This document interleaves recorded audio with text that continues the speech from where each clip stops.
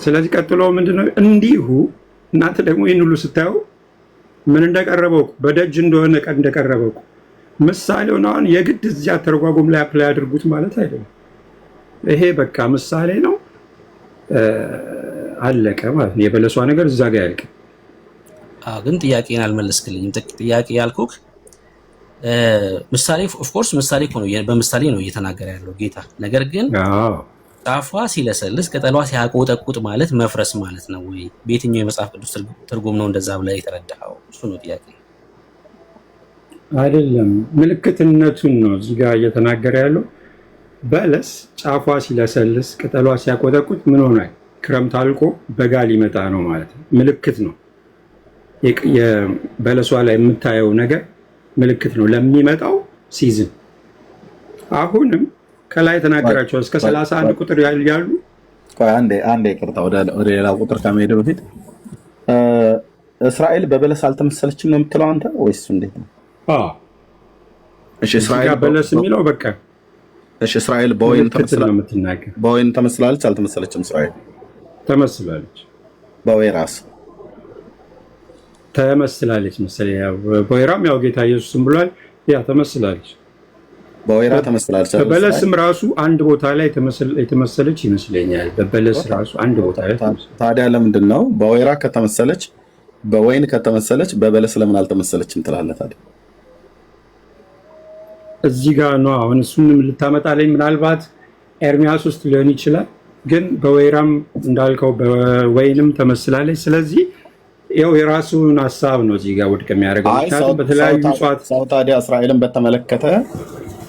በተመለከተ የተመሰለችበት መጽሐፍ ቅዱስ ላይ እሱን ተንተርሶ ቢናገር ሰው ግለሰቡ የራሱን ትርጉም ነው የተረጎመው ብለህ አንተ ራሷን ትርጉም የተናገርከው የራስህን ትርጉም ነው ማለት ነው።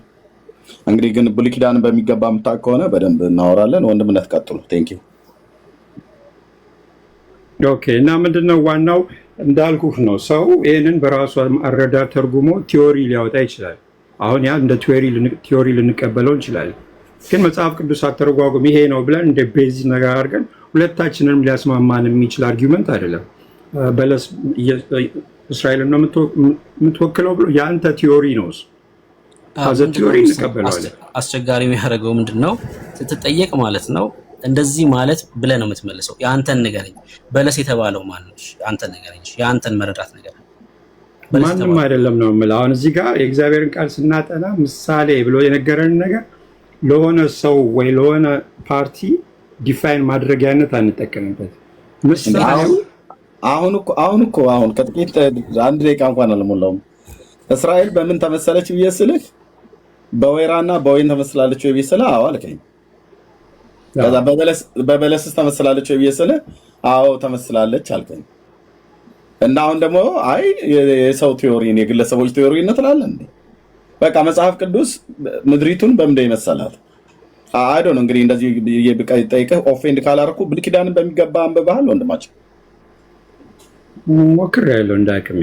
39ን የብሉይ ኪዳን መጽሐፍትን ታውቃቸዋለህ? ታናክም ይመስለኛል። ከመሰለ እስራኤል ታዲያ በምንድን የተመሰለችው መጽሐፍ ቅዱስ ውስጥ? እንደ ኮንቴክስቱ እኮ ትንቢቶች ሲነገሩ እንደ ኮንቴክስቱ የተመሰለችባቸው ቦታዎች አሉ። በምን ተመሰላለች? ለምሳሌ በሶስቱም ከእጽዋቶች በምን ተመሰላለች? በእነዚህ በሶስት ወይንም የተመሰለችበት ቦታ አስታውሳለሁ። በበለስም አንድ ቦታ ላይ ምናልባት ሆሴ ወይም ኤርሚያስ ውስጥ በወይራም ተመስላለች አይደል?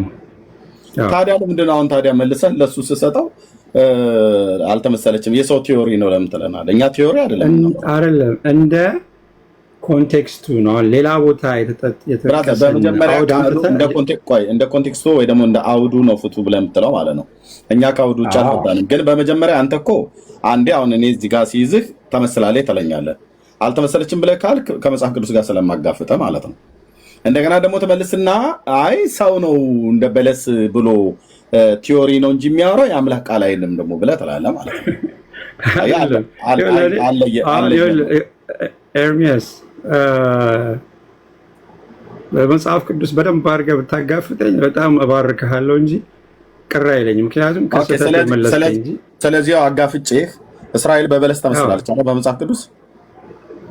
አዎ ሌላ ቦታው እዚህ ጋር አይደለም። ኦኬ በመጽሐፍ ቅዱስ ኮንቴክስቱ ሌላ ነው ወዳጄ። በመጽሐፍ ቅዱስ እስራኤል በበለስ ተመስላለች አልተመሰለችም? ተመስላለች። በወይራ ተመስላለች አልተመሰለችም? አዎ ተመስላለች።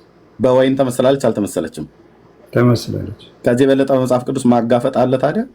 ስለዚህ አንተ ደግሞ ቅድም አልተመሰለችም ስትል ነበር። በወይን አልተመሰለችም ትል ነበር። በወይራም በበለስም አልተመሰለችም፣ በበለስ አልተመሰለችም እያልክ ትከራከራለህ። ስለዚህ ከብሩኬ ጋር ጨርሱና ለዚህ ነው በመጽሐፍ ቅዱስ እስራኤል በበለስ ተመስላለች፣ በወይራ ተመስላለች፣ በወይን ተመስላለች ማለት ነው። አሁን አንድ ቦታ ላይ ብዙ ጊዜ መፍጀቱ ጠቃሚ አይመስለኝም፣ ግን ውድቅ ለማድረግ የተጠቀማችሁበት ሎጂክ በቃ እናስቀምጠው። አንድ ሰው መጽሐፍ ቅዱስን ሲያጠና የአንሳው ይጣለው የእሱ ፋንታ ነው። ያው ስለዚህ ስናወራ ግን ቅድም ወንድሜ ብሩክ ያነሳኸው ራእይ 20 አለ ለምሳሌ እዛ ጋር እዛው ራእይ 20 ቁጥር 5 ጋር በወስድህ የእናንተ አስተምሮ በጠቅላላ ገደል ሊገባን የሚችልበትን አንድ መስመር ላስነብብ እችላለሁ። አሁን ነው ችግር የለውም። ፍጹም ለዘላለም ልትመልሰው የማትችለው ጥያቄ አለ እዛ ጋር። ችግር የለውም። የፈለከው የመጽሐፍ ቅዱስ ክፍል ላይ እንሄዳለን። ግን አምናሃል የሶስቱን መመሰል ወንድማችን። ከዛ ከብሩኬ ጋር ቀጥሉ። ደጋግሜ እኮ አመንኩልህ። አሁን ሌላ ቦታ ያለን ኮንቴክስት እዚህ ጋር ልታመጣው አትችልም በሚል ተከላከልኩ። የመጣበት ጋር አልመጣም። እዚህም ጋር እኮ ሲመጣ በለስ ብሎ የሚለውን ወንድምነት ያነሳልህ አይደል? በለሲቱ ስታቆጠቁጥ በጋ እንደቀረበ ታውቃላችሁ ብሎ ጌታ የተናገረበት ማለት ነው። ያቺ በለስ ማቆጥቆጥ ምን ማለት ነው ብሎ ጠየቀ። የ70 ዓመተ ምህረትን ቆጠቆጠች ወይስ ተቆረጠች ብሎ ነገረን እና አልመለስክለትም። አሁን እኛ ልክ እንዳገናኘኑ ከኮንቴክስት ወተን እንዳወራን ነገር አድርጋ አትቁጠር። በመጀመሪያ በለስ በመጽሐፍ ቅዱስ ተመስላለች ወይ እስራኤል በበለስ ተመስላለች ወይ ብለህ ካልክ አባቶች እንኳን ጭምር ሳይቀር ተመስለዋል ማለት ነው። ከመጀመሪያው አባቶቻችሁ ይላል በትንቢተ ሆሴዕ ላይ ሲናገር እስራኤል በምድረ በዳ እንዳለ ወይን ሆኖ አገኘሁት ይላል። ወይን እዛው ነብዩ ማለት ነው። እንደዚሁም በመዝሙር 108 በመዝሙር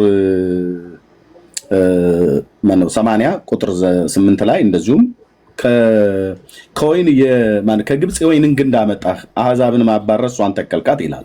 ወይን በትንቢተ ኤርምያስ መጽሐፍ ምዕራፍ 2 ላይ ደግሞ በወይራ ተመስላለች።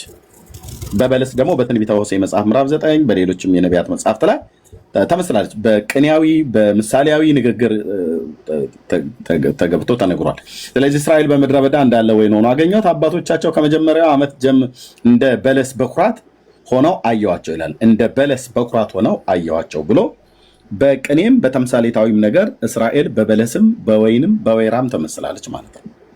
ስለዚህ አልተመሰለችም ብሎ የሚለውን ነገር ተውና እልቅ በለስ ተብሎ የተባለበትን ቦታ አምጥታችሁ እዚህ ልትተረጉሙ አትችሉም ብሎ የሚለውን አውዱን ጠብቀህ የምትተረጉም ከሆነ ትተረጉማለህ ማለት ነው። ከወንድምነት ጋር ቀጥሉ። ቴንክ ዩ።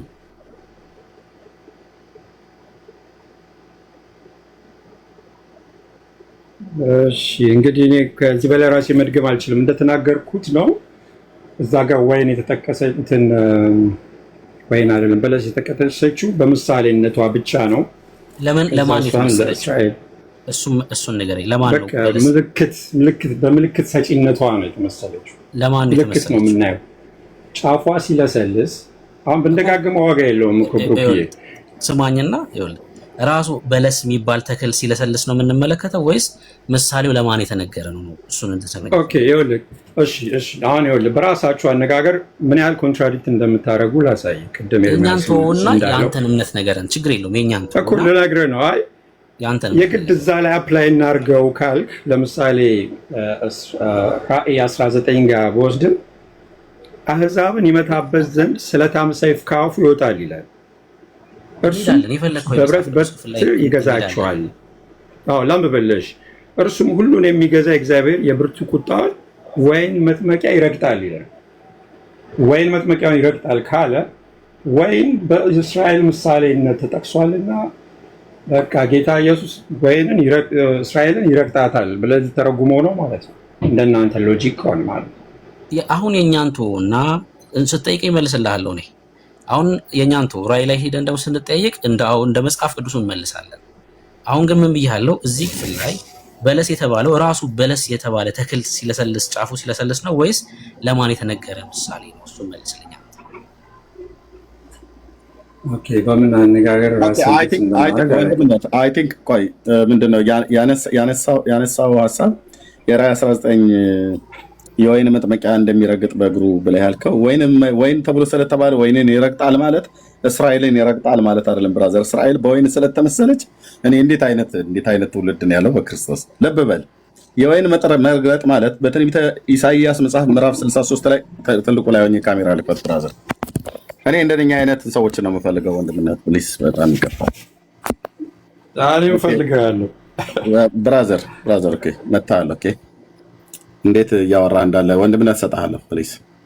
ኦኬ በትንቢተ ማነው በራዕይ መጽሐፍ ምዕራፍ 19 ላይ ያለውን የእግዚአብሔርን ቃል ጠቅሶ ሲናገር ወንድማችን እኛ ያላልነውን ወይን ብሎ ይላልና ወይኑን እስራኤል ነው ብላችሁ ተርጉማችኋልና ከዛ እስራኤል ይረግጣል ማለት ነው ብላችሁ ትላላችሁ ብሎ አለ። አላልም እንደዛ ወንድም ማለት አየህ፣ ክፍሉ በአውዱ ነው የሚተረጉመው። ኦኬ አድምጠኝ ፕሊዝ። ኦኬ ከቁጥር 11 ጀምሮ ሰማይ ተከፍቶ አየው፣ እነሆ በአምባ ላይ ፈረስ የተቀመጠበት የታመነና እውነተኛ ይባላል፣ በጽድቅም ይፈርዳል ይዋጋልም። በጽድቅ ይፈርዳል ይዋጋልም። ልብ በሉ የወይን መጥመቅ ተብሎ እዚህ ጋር የተነገረው በምን እንደሆነ ብሉይ ኪዳን አንብቤያለሁ ብሎ የሚለው ወንድማችን እንዴት እንደማያውቅና የእግዚአብሔርን ቃል ለማጣረስ የሄደበትን መንገድ ልታገሰው ስላልቻልኩ ነው ወንድምነት፣ በጣም ይቅርታ መልሼ እሰጥሃለሁ። አይኖቹም እንደ እሳት ነበልባል ናቸው፣ በራሱም ላይ ብዙ ዘውዶች አሉት፣ ከእርሱም በቀር አንድስ እንኳን የሚያውቀው የተጻፈ ስም አለው። በደም የተረጨ ልብስ ተጎናጽፏል፣ ስሙም የእግዚአብሔር ቃል ተብሏል። ልብ በሉ የማቀልምበትን ቦታ በደም የተረጨ ልብስ። በሰማይ ያሉ ጭፍሮችም ነጭና ጥሩ ቀጭን የተልባ እግር ልብስ ለብሰው በአምባ ላይ ፈረሶች ተቀምጠው ይከተሉት ነበር። አሕዛብን ይመታበት ዘንድ ስለታም ሰይፍ ካፉ ይወጣል ይላል። ይህ ስለታም ሰይፍ ማለት እሱ አልተረጎመውም። ስለታም ቃል ማለት ነው፣ የእግዚአብሔር ቃል ማለት ነው እንጂ ገጀራ አይደለም ካፉ የሚወጣው። የ38 ቀበሌ ዱርዮች የሚይዙት አይነት ቆንጨራ አይደለም የሚወጣው። ካፉ የሚወጣው ሰይፍ የተባለው የእግዚአብሔር ቃል ነው። በዕብራውያን መልክ መጽሐፍ ምዕራፍ 4 ቁጥር 12 እና 13 ላይ እንደተናገረው የእግዚአብሔር ቃል በሁለት ወገን የተሳለ ስለታም ሰይፍ ነው ብሎ የሚለው በእሱ ማለት ነው። ካፉ በሚወጣ ቃል ነው አሕዛብን መቅሰፍትን በሚመታበት ማለት ነው። ኦኬ እርሱም በብረት በትር ይገዛቸዋል፣ እነርሱም ሁሉም በሚገዛ በእግዚአብሔር ብርቱ ቁጣውን የወይን መጥመቂያ ይረግጣል ይላል። የወይን መጥመቂያ ይረግጣል ምን ማለት ነው? የወይን መጥመቂያ ይረግጣል ማለት እዚህ ልብ በሉ ያላችሁ ሰዎች ፍርድ ማለት ነው። ከየት አምጥተህ ነው ኤርሚያስ ብለህ የምትለው በላችሁ ካላችሁኝ በነቢዩ በኢሳይያስ መጽሐፍ ምዕራፍ 63 ላይ ሲናገር ይህ ከኤዶምያስ ልብሱም የቀላ ከባሶራም የሚመጣ አለባበሱም ያማረ በጉልበቱ ጽናት የሚራመድ ማን ነው ይላል ጌታ ማለት ነው። ይህ ከኤዶምያስ ልብሱም የቀላ ከባሶራም የሚመጣ አለባበሱም ያማረ በጉልበቱ ጽናት የሚራመድ ማን ነው? በጽድቅ የምናገር ለማዳን የምበረታ እኔ ነኝ። ቀሚስህ ስለምን ቀላ ብሎ ይለዋል። ልብስስ በወይን መጥመቂያ እንደሚረግጥ ሰው ስለምን መሰለ? ልብ በሉ ልብስህ በወይን መጥመቂያ እንደሚረግጥ ሰው። የወይን መጥመቂያ ምንድነው? ፍርድ ነው። ኦኬ ስለምን መሰለ ይለዋል በኢሳይያስ ማለት ነው። ልክ ሰው በወይን መጥመቂያ ሲረግጥ የወይኑ ፍንጫቂ ልብሱ ላይ እየተፈናጠቀ በሚሄድ ሰዓት ላይ ደም የነካው ነው የሚመስለው እና ካለ በኋላ መጥመቂያውን ብቻዬን ረግጫዋለሁ ይላል። እናስ ከአሕዛብ አንድ እንኳን ከኔ ጋር አልነበረም፣ በቁጣዬ ረገጥኳቸው። ራዕይ መጽሐፍ ምዕራፍ 19 ቅድም ያለበት ማለት ነው። በቁጣ የረገጥኳቸው በመዓቴ ቀጠቀጥኳቸው፣ ደማቸውን በልብሴ ላይ ተረጭቷል፣ ልብሴንም አሳድፍ ያለው የምበቀልበትም ቀን በልቤ ነውና የሚቤዥበትም ሰዓት ደርሷልና ተመለከቱ፣ የሚረዳም አልተገኘም የሚያግዝም አልነበረምና ተደነቀው። ስለዚህ የገዛ ክንዴ መድኃኒትን አመጣልኝ፣ ቁጣዬንም እርሱ አገዘኝ። በቁጣዬ አሕዛብን ረገጥኩ፣ በመዓቴም ቀጠቀጥኳቸው። ምን እያደረገ ነው ይሄ ሰውዬ? እታችሁ ረድ ማይከፍቱ ያስጨዋለኝ። በቁጣዬ አሕዛብን ረገጡ፣ በመዓቴ ቀጠቀጥኳቸው፣ ደማቸውን ወደ ምድር አፈሰሰው ብሎ ከዛስ ምን ይላል? እግዚአብሔር እንደተሰጠን ሁሉ የእግዚአብሔርን ቸርነትና የእግዚአብሔርን ምስጋና እንደ ምሕረቱና እንደ ቸርነቱ ብዛት ለእስራኤል ቤት የሰጠውን ትልቅ በጎነት አሳስባለሁ ብለዋል ይላል።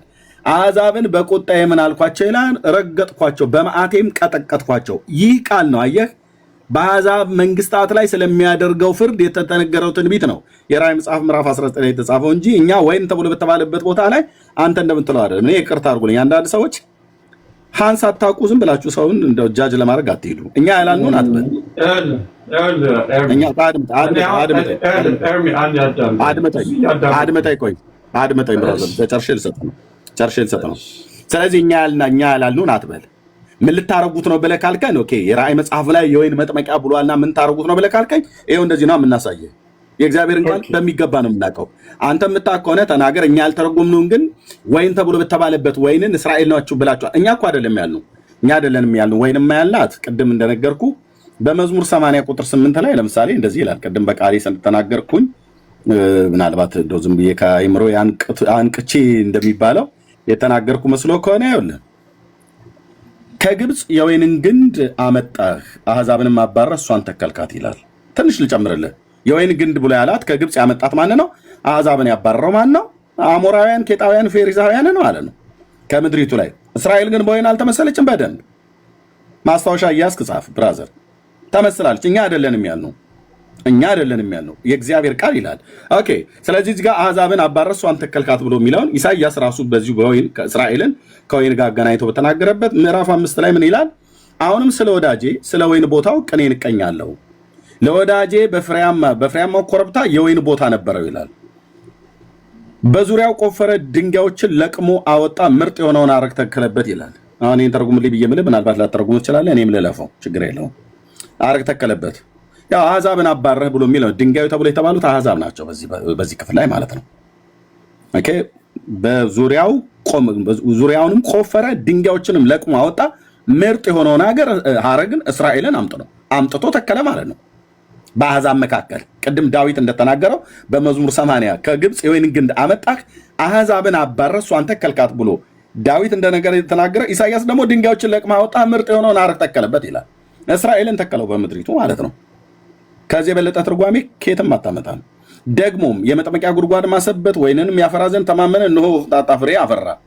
አሁንም እናንተ በኢየሩሳሌም የምትኖሩ የይሁዳ ሰዎች ሆይ በእኔና በወይኔ ቦታ መካከል እስኪ ፍረዱ። ለወይኔ ያደረግኩለት ከዚህ ሌላ አድርግለት ዘንድ የሚገባ ምንድን ነው? ወይንን ያፈራል ብዬ ስትተማመን ስለምን ሆምጣጤ ፍሬ ያፈራ አለ። ወይን እንዲያፈራ የተማመንበት ማለት ነው የጽድቅ ስራ ማለት ነው፣ የጽድቅ ህይወት ማለት ነው። ኦኬ። አሁንም በወይኔ ላይ የማደርገውን እነግራችኋለሁ። አጥሩን እነቅላለሁ፣ ለመሳማሪያ ይሆናል። ቅጥሩን አፈርሳለሁ፣ ለመረጋጫ ይሆናል። ያው አሕዛብ እንዲወርሱት አደርጋለሁ እያለ ነው ጌታ። ጥበቃዬን አነሳለሁ፣ አጥሩን እነቅላለሁ ሲል ጥበቃዬን አነሳለሁ በእስራኤል ላይ ያለው ማለት ነው። እና ቅጥሩን አፈርሳለሁ፣ ባድማ አደርገዋለሁ፣ አይቆረጥም፣ አይኮተኮትም፣ እሾህና ኩርንችቶች ይበቅሉበታል፣ ዝናብን እንዳያዘንቡ ደመናዎችን አዛለሁ ካለ በኋላ የሰራዊት ጌታ የእግዚአብሔር የወይን ቦታ እርሱ የእስራኤል ቤት ነው አለ። አለቀ። እኛ አይደለንም ዝም ብለን የምናወራው። የወይኑ ቦታ የእስራኤል ቤት ነው። የደስታውም አትክልት የይሁዳ ሰዎች ናቸው። ስለዚህ ከእነሱ ይፈልግ የነበረው ምን ነበረ? ፍሬው ኮምጣጣ ፍሬ ያፈራ ተብሎ የተባለው እነሆ ደም ማፍሰስ ሆነ። ምንድነው? እነሆ ማነው? ፍርድን ተስፋ ያደርግ ነበር እግዚአብሔር፣ እውነተኛ ፍርድ እንዲፈርዱ ማለት ነው። አልፈረዱም።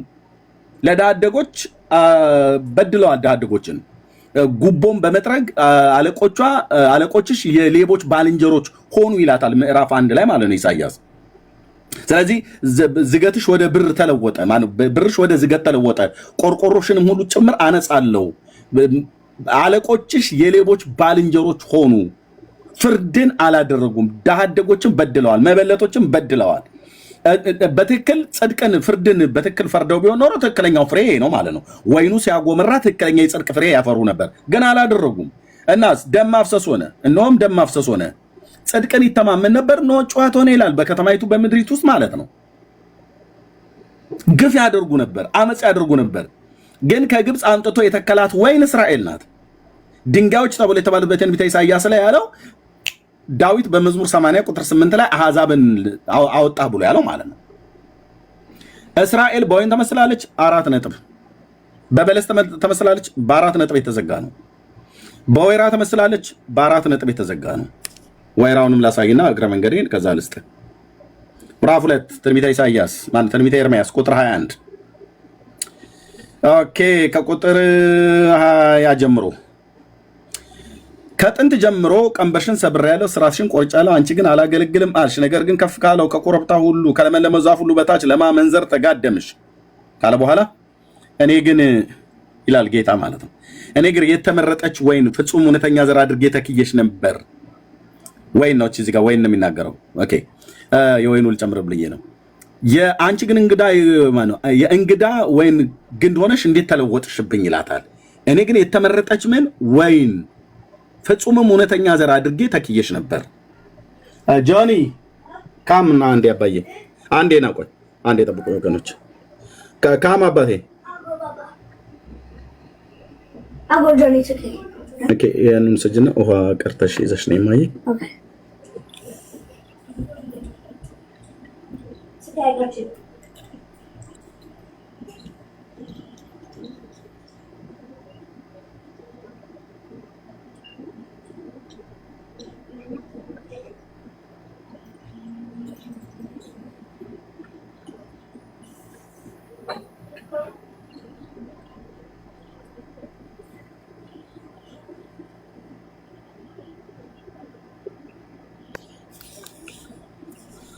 እሺ ሶሪ ኦኬ። ስለዚህ በትንቢተ ኢሳይያስ ኤርምያስ መጽሐፍ ምዕራፍ 2 ቁጥር 21 ላይ እኔ እውነተኛ የወይን ዘር አድርጌ ተክዬሽ ነበር ይላል። ኦኬ በትንቢተ ኤርምያስ መጽሐፍ ምዕራፍ 11 ቁጥር ስንት ጀምሬ ላንብብልህ? ኦኬ አንተም ስለዚህ ህዝብ አትጸልይ፣ ከመከራቸው የተነሳ ወደ እኔ አትጩህ፣ እኔም በጮሁ ጊዜ እኔ አልሰማቸውም፣ ስለነሱ ጩኸትና ልመና አታድርግ አለው ነብዩን። ወዳጄ በቤቴ ውስጥ ምን አላት? ስለት ወይስ የተቀደሰ ስጋ? ክፋትሽ ካንቺ ያስወግዳል ወይስ ካንቺ ታመልጫለሽ ካለ በኋላ ቁጥር 16 የሚለውን ይወደው ወገኖቼ። በለስ ወይን ወይራ እግዚአብሔር ስምሽን በመልካም ፍሬ የተዋበች የለመለመች ወይራ ብሎ የለመለመች ወይራ ዛፍ ብሎ ጠራው። በጽኑ አውሎ ንፋስም ጩኸት እሳትም አነደደባት፣ ቅርንጫፎቿም ተሰብረዋል ይላል። ልጆቿ ሞተዋል ማለት ነው። ቅርንጫፎቿ ተሰብረዋል ማለት ቅርንጫፎቿን ሁሉ እስከ ባህር ዳርቻ ዘረጋች ይላል በነቢያት መጽሐፍ። ዳርቻዋ ተስፋፋ፣ ቅርንጫፎቿ ሁሉ እስከ ምድር ዳርቻ እስከ ባህር ዳርቻ ድረስ እስከ ሜዲትራኒያን እስከ ዮርዳኖስ ተስፋፋች ማለት ነው። ዘሯ በምድር ላይ ገቡ በዙ ማለት ነው። ልክ በትንቢተ ሕዝቅኤል መጽሐፍ ምዕራፍ 16 ላይ እንደሚናገረው ማለት ነው። ስለዚህ ወዳጄ የራእይ መጽሐፍ ምዕራፍ 19ን አምጥተህ የተረጎምከው እናንተ እዛ ጋር ወይኑን ረግጣለሁ ብሎ ስላለ እስራኤልን ወይን ብላችሁ ከጠራችሁ እስራኤልን ሊረግጣ ነው ወይ? ኖ እስራኤልን አይረግጣትም። በራእይ መጽሐፍ ምዕራፍ 19 ላይ እስራኤል የሚረገጥበት ሳይሆን ይረገጣሉ የተባሉት እነማ መሆኑን በመጀመሪያ አንተ እኛ ያላልነውን ነገር ተርጉማል። ይረገጣሉ የተባሉት አሕዛብን ነው እንጂ እግዚአብሔር ታዲያ ወይን መርገጥ ብሎ የተባለው ለምንድን ነው? ፍርድ ማለት ነው። ከየት አመጣው ኤርምያስን? ኢሳይያስ 63 ቅድም ያነበብኩልህ ማለት ነው። ያው የወይን መጥመቂያውን ረገጠው ብሎ ያለው ጌታ በራእይ 19 ላይ የተነገረውን ክፍል እኛ ሳንተረጉም አተረጉም። አይ ክፍሉ አልገባኝም ወይን ተብሎ በተባለበት ቦታ ላይ ብለህ ካልክ ግን የትኛውንም ጥያቄ ማቅረብ ትችላለህ፣ እኛም እንጠይቃለን። ግን ጌታ ያላለውን አትበል። ይኸው እዚህ ጋር ብሎ የሚለው በደም የተረጨ ልብስ ተጎናጽፏል፣ ስሙም የእግዚአብሔር ቃል ይባላል። በሰማይ ያሉ ጭፍሮች ሁሉ ነጭ ልብስና ቀጭን የተልባ እግር ልብስ ለብሰው የጽድቅ ስራ ማለት ነው እንጂ ዝም ብሎ ቀጭን የተልባ እግር የተባለ ቡልኮና እንትን ምናምን ነገር ጋቢ ጃኖ ይለብሳሉ ማለት አይደለም።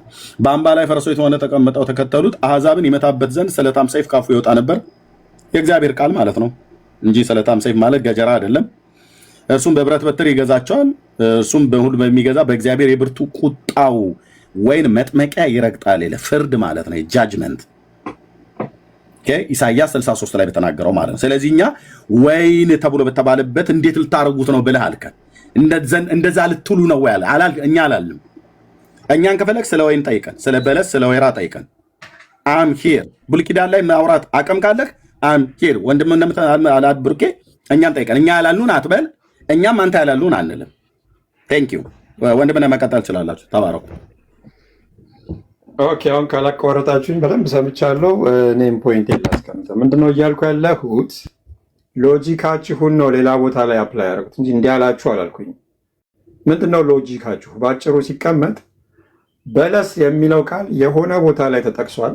ስለዚህ እዚህ ጋር በለስ ከተጠቀሰ እስራኤል ነች ማለት ነው። ይሄ ነው ሎጂካችሁ አይደለም እንዴ? እኛ ሎጂካል አልተጠቀምንም። እኛ ያልተጠቀምነው ራዕይ መጽሐፍ ምዕራፍ 19ን እኛ አልጠቀስነውም። አንተ ነው የጠቀስከው። አንተ የጠቀስክበት ምክንያት እኛ ያላልነውን ክፍል ሄደህ ጠቅሰህ እኔ አሁን ወይን ብሎ የሚለውን ክፍል ስጠቅስልህ እስራኤል ወይን ተብላ የተባለችበትን ስጠቅስልህ በትንቢተ ኤርምያስ መጽሐፍ ምዕራፍ 2 ቁጥር 21 ኦኬ፣ በትንቢተ ኤርምያስ መጽሐፍ ምዕራፍ 11 ላይ ያለውን ወይራ ተብሎ የተጠቀሰበት እንደዚሁም በመዝሙር 80 ቁጥር 8 ላይ በትንቢተ ኢሳይያስ መጽሐፍ ምዕራፍ 5 ላይ ነው ጠቅሼ የነገርኩ ወይራ ወይንና በለስ በትንቢተ ሆሴ መጽሐፍ ምዕራፍ 9 ቁጥር 10 ላይ እኛ ያላልነውን አንተ የራዕይ መጽሐፍ ምዕራፍ 19ን ሄደ ጠቅሳ አምጥተህ እንደዚህማ ካላችሁ እንደዚህ ልትሉ ነው ማለት ነው የራዕይ 19 ብለን ድምዳሜ የሰራው አንተ ነህ። እንደዛ አይባልም። እኛ ያላልነውን አትበል፣ ሎጂካችሁ ብላ አትበለ። የጠቀስኩት የአምላክ ቃልን ነው። እነዚህን ሁሉ የነቢያትን መጽሐፍ ጠቅሰን ነግረንህ ቀድሞ ወንድምነትም እየጠየቀ እኛ ያላልነውን አትስጥ። ካልገባህ እንደዚህ ታዲያ እስራኤል ወይን ከተባለች ይሄኛውስ ክፍል ተብሎ የሚባለው በዚህ በራዕይ መጽሐፍ ምዕራፍ 19 ላይ እና በሌሎችም ቦታ ላይ ወይን እኮ ተብሎ አለ እኮ በጣም ብዙ ቦታ ላይ ማለት ነው። ወይናችሁ አሁን ለምሳሌ ወይናችሁ ከገሞራ ነው ይላል። ሰዶምና ገሞራ ማለት ነው።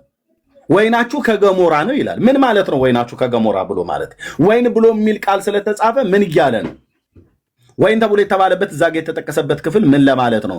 ድምዳሜ አትስጥ። በእኛ ድምዳሜ ላይ ስለሰጠህ ነው እኔ ይህንን ሀሳብ የገባሁት እንጂ ከወንድምነት ጋር የጀመራችሁትን እሱ መቀጠል ትችላለህ። ራዕይን 19ን አንተን የጠቀስከው እኛ አልጠቀስነውም። ወይን ናት ብሎ የሚለውን ቃል ስንጠቀም እኛ የተጠቀምነው ከነቢያት መጽሐፍት ላይ ነው። አንተ ግን ራዕዩን ሄደህ ጠቅሰህ የወይን መጥመቂያ የወይን መርገጫ ብሎ ያለውን የፍርድን ቃል ጌታ የተናገረው ከትንቢተ ኢሳይያስ መጽሐፍ ምዕራፍ 63 ጋራ በአሕዛብ መንግስታት ላይ በትንቢተ ኢዮኤል መጽሐፍ ምዕራፍ 3 ላይ በአሕዛብ መንግስታት ላይ እግዚአብሔር ስለሚያደርገው የመጨረሻው ጃጅመንት በትንቢተ ዘካርያስ 13-14 ላይ የመጨረሻው ጃጅመንት የሚደረገውን እሱን ፍርድ ነው። እረግጣለሁ፣ አሕዛብን ብቻዬን እረገጥኩ፣ ደማቸውን በልብሴ ላይ ተረጭቷል ብሎ ያለው ማለት ነው። ያን ሲያመሳስለው የወይን መጥመቂያውን እንደሚረግጥ ሰው ትመስላለህ ነው ያለው ኢሳይያስ። ይህ ከኤዶምያስ ልብሱም የቀላ ከባሶራም የሚመጣ አለባበሱም ያማረ በጉልበቱ ጽናት የሚራመድ ማን ነው ብሎ ይጠይቃል። በጽድቅ የምናገር ለማዳን የምበረታ እኔ ነኝ ብሎ ይመልስለታል ጌታ። ታዲያ ልብስ በወይን መጥመቂያ እንደሚረግጥ ሰው ስለምን መሰለ ይለዋል። በወይን መጥመቂያ የሚረግጥ ሰው ስለምን መሰለ አለው። አይቶታል፣ በራእይ ማለት ነው፣ አሳይቶታል። ልብሱ ልክ በወይን መጥመቂያ እንደሚረግጥ ሰው ማለት ነው። የወይን መጥመቂያ ውስጥ ያለውን ወይን ሰው ሲረግጥ የወይኑ ደም እየተፈናጠቀ ልብሱ ላይ እንደሚያርፍ ልክ እንደዚሁ አይቶታል ማለት ነው። ስለ መሲሁ ነው ያየው ያን ክፍል። እስራኤልን የሚቤዥበት ቀን ደርሷልና ተመለከቱ፣ የሚረዳም አልተገኘም ብሎ ያለበትን ክፍል እኛ ባልተረጎምንበት አንተ ቀድመህ ተርጉመህ ሎጂካችሁ እንደዚህ ነውና እንደዚህ ነው ብለሃት በለን ብራዘር አላልንም። የራስን ድምዳሜ የምትፈልገው ነገር ካለ ማለት ትችላለህ። እኛን መጠየቅ ከፈለክ ግን እኛ መጠየቅ ትችላለህ። ሶሪ ወንድምነት ቀጥሉ። ቴንኪው።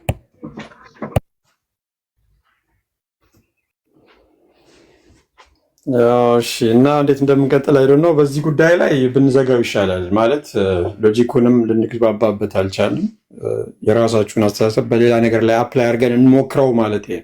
እዛ ላይ ካልሰራ እዚህም ላይ የሚሰራበት ምክንያት የለም። ግን እሱን እንተወውና እንደዚህ እናድርግ።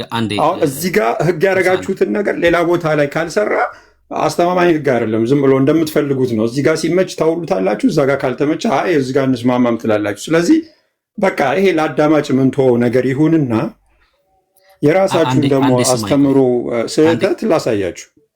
አንዴ ቆይስ፣ አንዴ ስማኝ። አሁን አንተ የምታምኑን እንኳን የመናገር አቅም ላይ አይደለም። እሱ ነው ትንሽ አስቸጋሪ የሚያደርገው። አሁን ማቴዎስ 24 ላይ ምናምን ያሉትን ቃላቶች ተዋቸውና እምነትህን ንገረን እስኪ እንወቀው። መጀመሪያ የመጨረሻው ዘመን ትምህርት እምነትህን ንገረን። አንተ ምንድን ነው መጣም ስለ ጌታ መምጣት ምናምን ንገረንና መረዳትን እንየውና ከዛ እሱ ላይ መልካም እንድናገር የሚፈቅድልኝ ሰው እኮ ካገኘው እናገራለሁ እምነቴን በደስታ። በጣም እንግዲህ እንደ አዳማጮችም ይፍረዱ። 100 ጊዜ የተቋረጥኩ ያለሁት እኔ ነኝና ካላቋረጥከኝ ሁሉም ነገር እነግርሃለሁ። ቅድም እንደጀመርኩልህ ዱዋል ፉልፊልመንት የሚባል ነገር አለ። አሁን ጌታ ኢየሱስ ወደፊት አይመጣም፣ በቃ ኦልሬዲ መጥቷል በ70 ዓመተ ምህረት እያልኩ አይደለም ያለሁት። እንደዛ የሚሉ ሊኖሩ ይችላሉ። ያ ሎካል ፉልፊልመንት ነው። ሎካል ማለት በይሁዳ ብቻ የተፈጸመ ነው። ትንቢቱም ቅድም እንዲያውም ጥሩ አድርገህ ገልጸኸዋል አንተ ራስህ በሰንበት። ድምፅ ሩቅ ነው። እሺ ድምፅ ሩቅ ስለሆነ ድምፅህን ቀረብ አድርገው በደንብ እንድንሰማ። አሁን ስለ ወደፊት ስለመምጣቱ ብቻ ንገረን በደንብ ሀሳቡ እንድናገኘው። አሁን ጌታ ወደፊት ሲመጣ ምን ይሆናል የሚለውን ብቻ ንገረን እና ድምፅን ቀረብ አድርጎ ወደ ስልክ። ይመጣል እንደዚሁ እንዳያችሁት ሲሄድ እንዳያችሁት እዚህ ሐዋርያት ላይ መጨረሻ ላይ እንደተናገረው ይመጣል እንዳለው ጌታ ኢየሱስ ግሎባሊ በዓለም ሁሉ ሊፈርድ ይመጣል ወደፊት። የዛ ማረጋገጫ ነው። በ70 ዓመተ ምህረት በእስራኤል መጥቷል። ስለዚህ በእስራኤል የተናገረው ይሄ ትውልድ አያልፍም ያለው ተፈጽሟል። በእስራኤል ላይ ሎካሊ፣ አሁን ደግሞ ኢንተርናሽናሊ ግሎባሊ ይመጣል ወደፊት።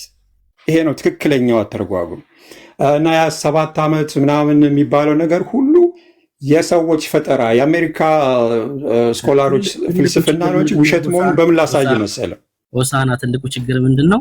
እምነትን እንኳን የመናገር አቅም የለም። አሁን 70 ሱባኤ 7 ዓመት እሱን የሰዎች ትምህርት ነው አይደል? እሱ የአንተን እምነት ነገርን የት ነው የሚመጣው? ምንድን ነው ነገርኩህ እኮ ይመጣል። ከዚህ በላይ ምንድን ነው ወደፊት ይመጣል ካልኩኝ ሌላ እኮ የት ነው የሚመጣው? ፍርዱ የት ነው የሚሆነው? ምን አይነት ፍርድ ይሆናል? እሱን ብቻ ነገርን የአንተን እምነት። ምን አይነት ፍርድ ነው የሚሆነው? 20 21 22 ላይ አለ ነጭ የዙፋን ፍርድ አለ። በዛ ጊዜ ፍየሎቹን በጎቹን ለያለው ያለው የተለያየ ፍርድ ሂደት አለ። ለፍርድ አንድ ጊዜ ይመጣል እንጂ አንዴ መጥቶ ነጥቆ በሰማይ ላይ 7 ዓመት ሰርግ ከዛ በምድር ደግሞ ምናምን እሱ ውሸት ነው፣ አይፈጸምም። እሱ አንዴ ነው የሚመጣው። ቤተክርስቲያን አንዴ ነው የምትነጠቀው። ከዛ ሌፍት ቢሃይንድ ብለው ወደኋላ የሚቀሩ በእምነት ያልተጉ ምናምን የሚባለው ነገር ሁሉ ተረት ነው፣ እውነት አይደለም። እሱ እንደሆነ ላረጋግጥልህ እኮ እያልኩህ ነው። ውሸት እንደሆነ አንድ ጥያቄ ላሳይ። አይ ጥያቄ ልጠይቅህ እንጂ አሁን እምነትህን ስለነገርከን አሁን ይሄ 70ኛው ሱባኤ 7 ዓመት ምናምን የሚለው በቃ እሱ አንተ አትቀበለውም። የምትቀበለው ላይ እቀበለዋለሁ። 70 ሱባኤ ተፈጽሟል። 70 ሱባኤ ብትቀጥረው 490 ዓመት ተፈጽሟል። በአንደኛው ምዕተ ዓመት ወደፊት የሚሆን የለም ብለህ ስለምታምን አሁን ወደፊት የሚቀር ሱባኤ የለም ብለህ ስለሆነ የምታምነው ማታምነው ላይ አልጠይቅም። የምታምነው ልጠይቅ። አሁን የተናገርከው ላይ ኢየሱስ የት ነው የሚመጣው? እዚህ እኛ ጋር ወደ ምድር ይመጣል። አይታወቅም ቦታው የሚመጣበት ነው። እሱማ በራሱ በደብረ ዘይት ተራራ ላይ ብሎ ተነግሮናል። በደብረ ዘይት ተራራ ላይ ነው የሚወርደው። ደብረ ዘይት ነው የሚመጣው ጌታ። ደብረ ዘይት ላይ ሲመጣ ሙታን ይነሳሉ። አዎ ሙታን ይነሳሉ ስትል በክርስቶስ ያመኑት ወይስ ያላመኑትም ጭምር? አንድ ላይ ነው ፍርዱ። ግን መጀመሪያ የሚነሱት ከ1000 ዓመት በፊት ያመኑት ናቸው። ከዛው ከ1000 ዓመት በኋላ ለፍርድ ደግሞ የሚነሱት ያላመኑት ናቸው። አሁን የ1000 ዓመት ንግስና አለ ብለህ ታምናለህ አንተ? አዎ ኦኬ፣ ቃሉ ላይ የተጻፈ ነው። እሺ አንተ አሁን ንጥቀት ምናምን የሚባል የለም ነው? አለ ግን 7 ዓመት ምናምን 7 ዓመት ሰርግ ምናምን የሚባለው ውሸት ነው። እሺ ንጥቀት መቼ ነው የሚሆነው እና ማን ነው የሚነጠቀው? ጌታ ሲመጣ ወደፊት ይመጣል አልኩህ አይደል? ሲመጣ በጌታ የሆንን እንነጠቃለን በሰማይ እሱን ለመቀበል። ኦኬ የማይነጠቅ ማለት ፋይናል በቃ አለ ለፍርድ የሚቀር ማለት ነው። የእግዚአብሔር ቁጣ የሚወርድበት የማያምን ዓለም አለ። ኦኬ የተነጠቁት ወዴት ነው የሚሄዱት? በሰማይ ለመቀበል። ከዛ በኋላ ከጌታ ኢየሱስ ጋር ሆነው አንድ ላይ ይመጣሉ፣ ይነግሳሉ። ቆይ ግን በሰማይ ላይ 7 ዓመት አይቆዩም ማለት ነው። ለመቀበል በሰማይ ላይ እንነጠቃለን ይላል። ከዛ በኋላ ከጌታ ኢየሱስ ጋር ሆነን የሞቱትንም አንቀድማቸውም ይላል። ሙታንም ይነሳሉ በዛው አት ሴም ታይም። በቃ ያ ፋይናል ፍርድ ነው የሚሆነው። ኦኬ እሺ፣ ያ ማለት ተነጠቅን፣ ተቀበልነው፣ በአየር ተቀብለነው ወዲያው ነው ወደ ምድር አብረን ነው የምንመጣው ነው? አዎ በቃ ምንም ከዛ በኋላ ሌላ 7 ዓመት ብሎ ነገር የለም። እሺ ኦኬ አገኘሁ። ሶ ቤተክርስቲያን ተነጠቀች፣ ያልተነጠቁት አማኞች አይደሉም። ከዛ ተቀብለነው ይዘነው ወደ ምድር እንወርዳለን ማለት ነው አይደለ? በህይወት ያሉት ሰዎች ምን ይሆናሉ በዛ ሰዓት? አሁን እሺ ቤተክርስቲያን ተነጥቃ ተመልሳ ወደ ምድር መጣች። በህይወት ያሉት ሰዎች ምን ይሆናሉ? ከዛ የእግዚአብሔር ቁጣ ይወርድባቸዋል። በህይወት ያሉት ሰዎች የበጉ ቁጣ የሚባል ኮረብቶች በላያችን ላይ ደብቁ ምናምን ይላሉ የተባሉት በምድር ያሉ የማያምነው አመፀኛው ዓለም በቃ የእግዚአብሔርን ቁጣ ማስተናገድ ነው። ከዛ በኋላ ያለው አማራጭ ሌላ ሁለተኛ እድል የለም። ይሞታሉ ነው ያ ኦፍኮርስ በቃ ቁጣ ማለት ያኮ ነው። እዛ ራእይ ላይ ብዙ አይነት ቁጣ ብዙ አይነት የጽዋ እየተባለ 7 ጽዋ ሲፈስ እና የሚናገረው ያ እግዚአብሔር ቁጣ ነው። ከዛ ቁጣ እንድናለን እኮ እነዛ ሳይነጠቁ የቀሩት ይሞታሉ ነው አይደል እያልከኝ ያለው? አዎ ያልቃሉ እንዳሉ ማለት ሁሉም ያልቃሉ። ኦኬ መጽሐፍ ቅዱስ ጥቅስ ላነብልህ ነው። እሺ አሁን ለተናገርከው ማለት ነው። ኢሳይያስ መጽሐፍ ምዕራፍ 2 ላይ እንደዚህ ይላል እና መቼ የተፈጸመም ከሆነ መቼ የሚለውን ትነግረኛለህ፣ የሚፈጸምም ከሆነ መቼ የሚለውን ትነግረኛለህ። የአሞጽ ልጅ ኢሳይያስ መጽሐፍ ምዕራፍ 2 ቁጥር 1 የአሞጽ ልጅ ኢሳይያስ ስለ ይሁዳና ስለ ኢየሩሳሌም ያየው ቃል በዘመኑ ፍጻሜ የእግዚአብሔር ቤት ተራራ በተራሮች ላይ ጸንቶ ይቆማል፣ ከኮረብቶችም በላይ ከፍ ከፍ ይላል፣ አሕዛብም ሁሉ ወደ እርሱ ይሰበሰባሉ። ሕግ ከጽዮን የእግዚአብሔርም ቃል ከኢየሩሳሌም ይወጣልና ብዙዎች አሕዛብ ሄደው ኑ ወደ እግዚአብሔር ተራራ ወደ ያዕቆብ አምላክ ቤት እንውጣ፣ እርሱም መንገዱን ያስተምረናል፣ በጎዳናውም እንሄዳለን ይላሉ። በአሕዛብም መካከል ይፈርዳል፣ በብዙ አሕዛብም ላይ ይበይናል። ሰይፋቸውንም ማረሻ ጦራቸውንም ማጭድ ለማድረግ ይቀጠቅጣሉ። ሕዝብም በሕዝብ ላይ ሰይፍ አያነሳም፣ ሰልፍም ከእንግዲህ ወዲህ አይማሩም ይላል። ይሄ የመጽሐፍ ቅዱስ ክፍል ይሄ ትንቢት ቃል ተፈጽሟል ወይስ አልተፈጸመም? መጀመሪያ እሱን ንገረኝ። እንጃ አሁን እርግጠኛ ሆኜ ለዚህ ነው ዝግጅት ይጠይቃል። የእግዚአብሔርን ቃል እስከሆነ ድረስ አንተ አሁን ያጠናኸው ከሆነ ብታስተምረኝ ደስ ይለኛል። ለመማር ዝግጁ ነኝ፣ ግን አሁን እዚህ ጋር ልመልስልህ አልችልም። ሙሉ እውቀት የለኝም እኮ የማውቀውን ነው የምናገረው እና በዚህ በኩል ልመልስልህ አልችልም። እሺ ሌላ ጥያቄ ልጠይቅህ። በቃ ልተወው፣ ይሄንን ልተወው። እኔማ ማምነው ነገር ስላለ ሌላ ጥያቄ ልጠይቅህ። ራዕይ መጽሐፍ ምዕራፍ 20 ቅድም አንተ የጠቀስከው ጥቅስ ላይ ራዕይ መጽሐፍ ምዕራፍ 20 የጥልቁንም መክፈቻና ታላቁን ሰንሰለት በእጁ የያዘ መልአክ ከሰማይ ሲወርድ አየሁ። የቀደመውን እባብ ዘንዶ እርሱም ዲያብሎስ ሰይጣን የተባለውን ያዘው፣ 1000 ዓመትም አሰረው፣ ወደ ጥልቅም ጣለው። አሕዛብንም ወደፊት እንዳያስት 1000 ዓመት እስኪፈጸም ድረስ በእርሱ ላይ ዘግቶ ማህተም አደረገበት። ከዚያም በኋላ ለጥቂት ጊዜ ይፈታ ዘንድ ይገባዋል ይላል። ይሄስ ትንቢት ተፈጽሟል ወይስ አልተፈጸመም? አልተፈጸመም። እሱማ ጌታ ከመጣ በኋላ የሚፈጸም። ኦኬ ዲያብሎስ የሚታሰረው ለምንድን ነው? 1000 ዓመት እንዳያስት ነው የሚያስት ነው የተባለው። ስለዚህ እንዳያስት ነው። ማንን እንዳያስት? አሕዛብ። ቅድም እኮ አሕዛብ ይጠፋሉ ሁሉም ይሞታሉ ብለኝ ነበር። ከየት የመጡ አሕዛብ ናቸው?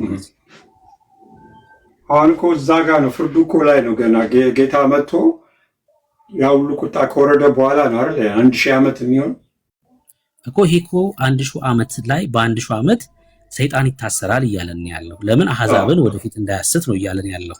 1000 ዓመቱ ሲፈጸም ነው ሲፈታ የምንመለከተው እና ወደ ተቀደሰው ከተማ ሲጎርፉ የምንመለከታቸው።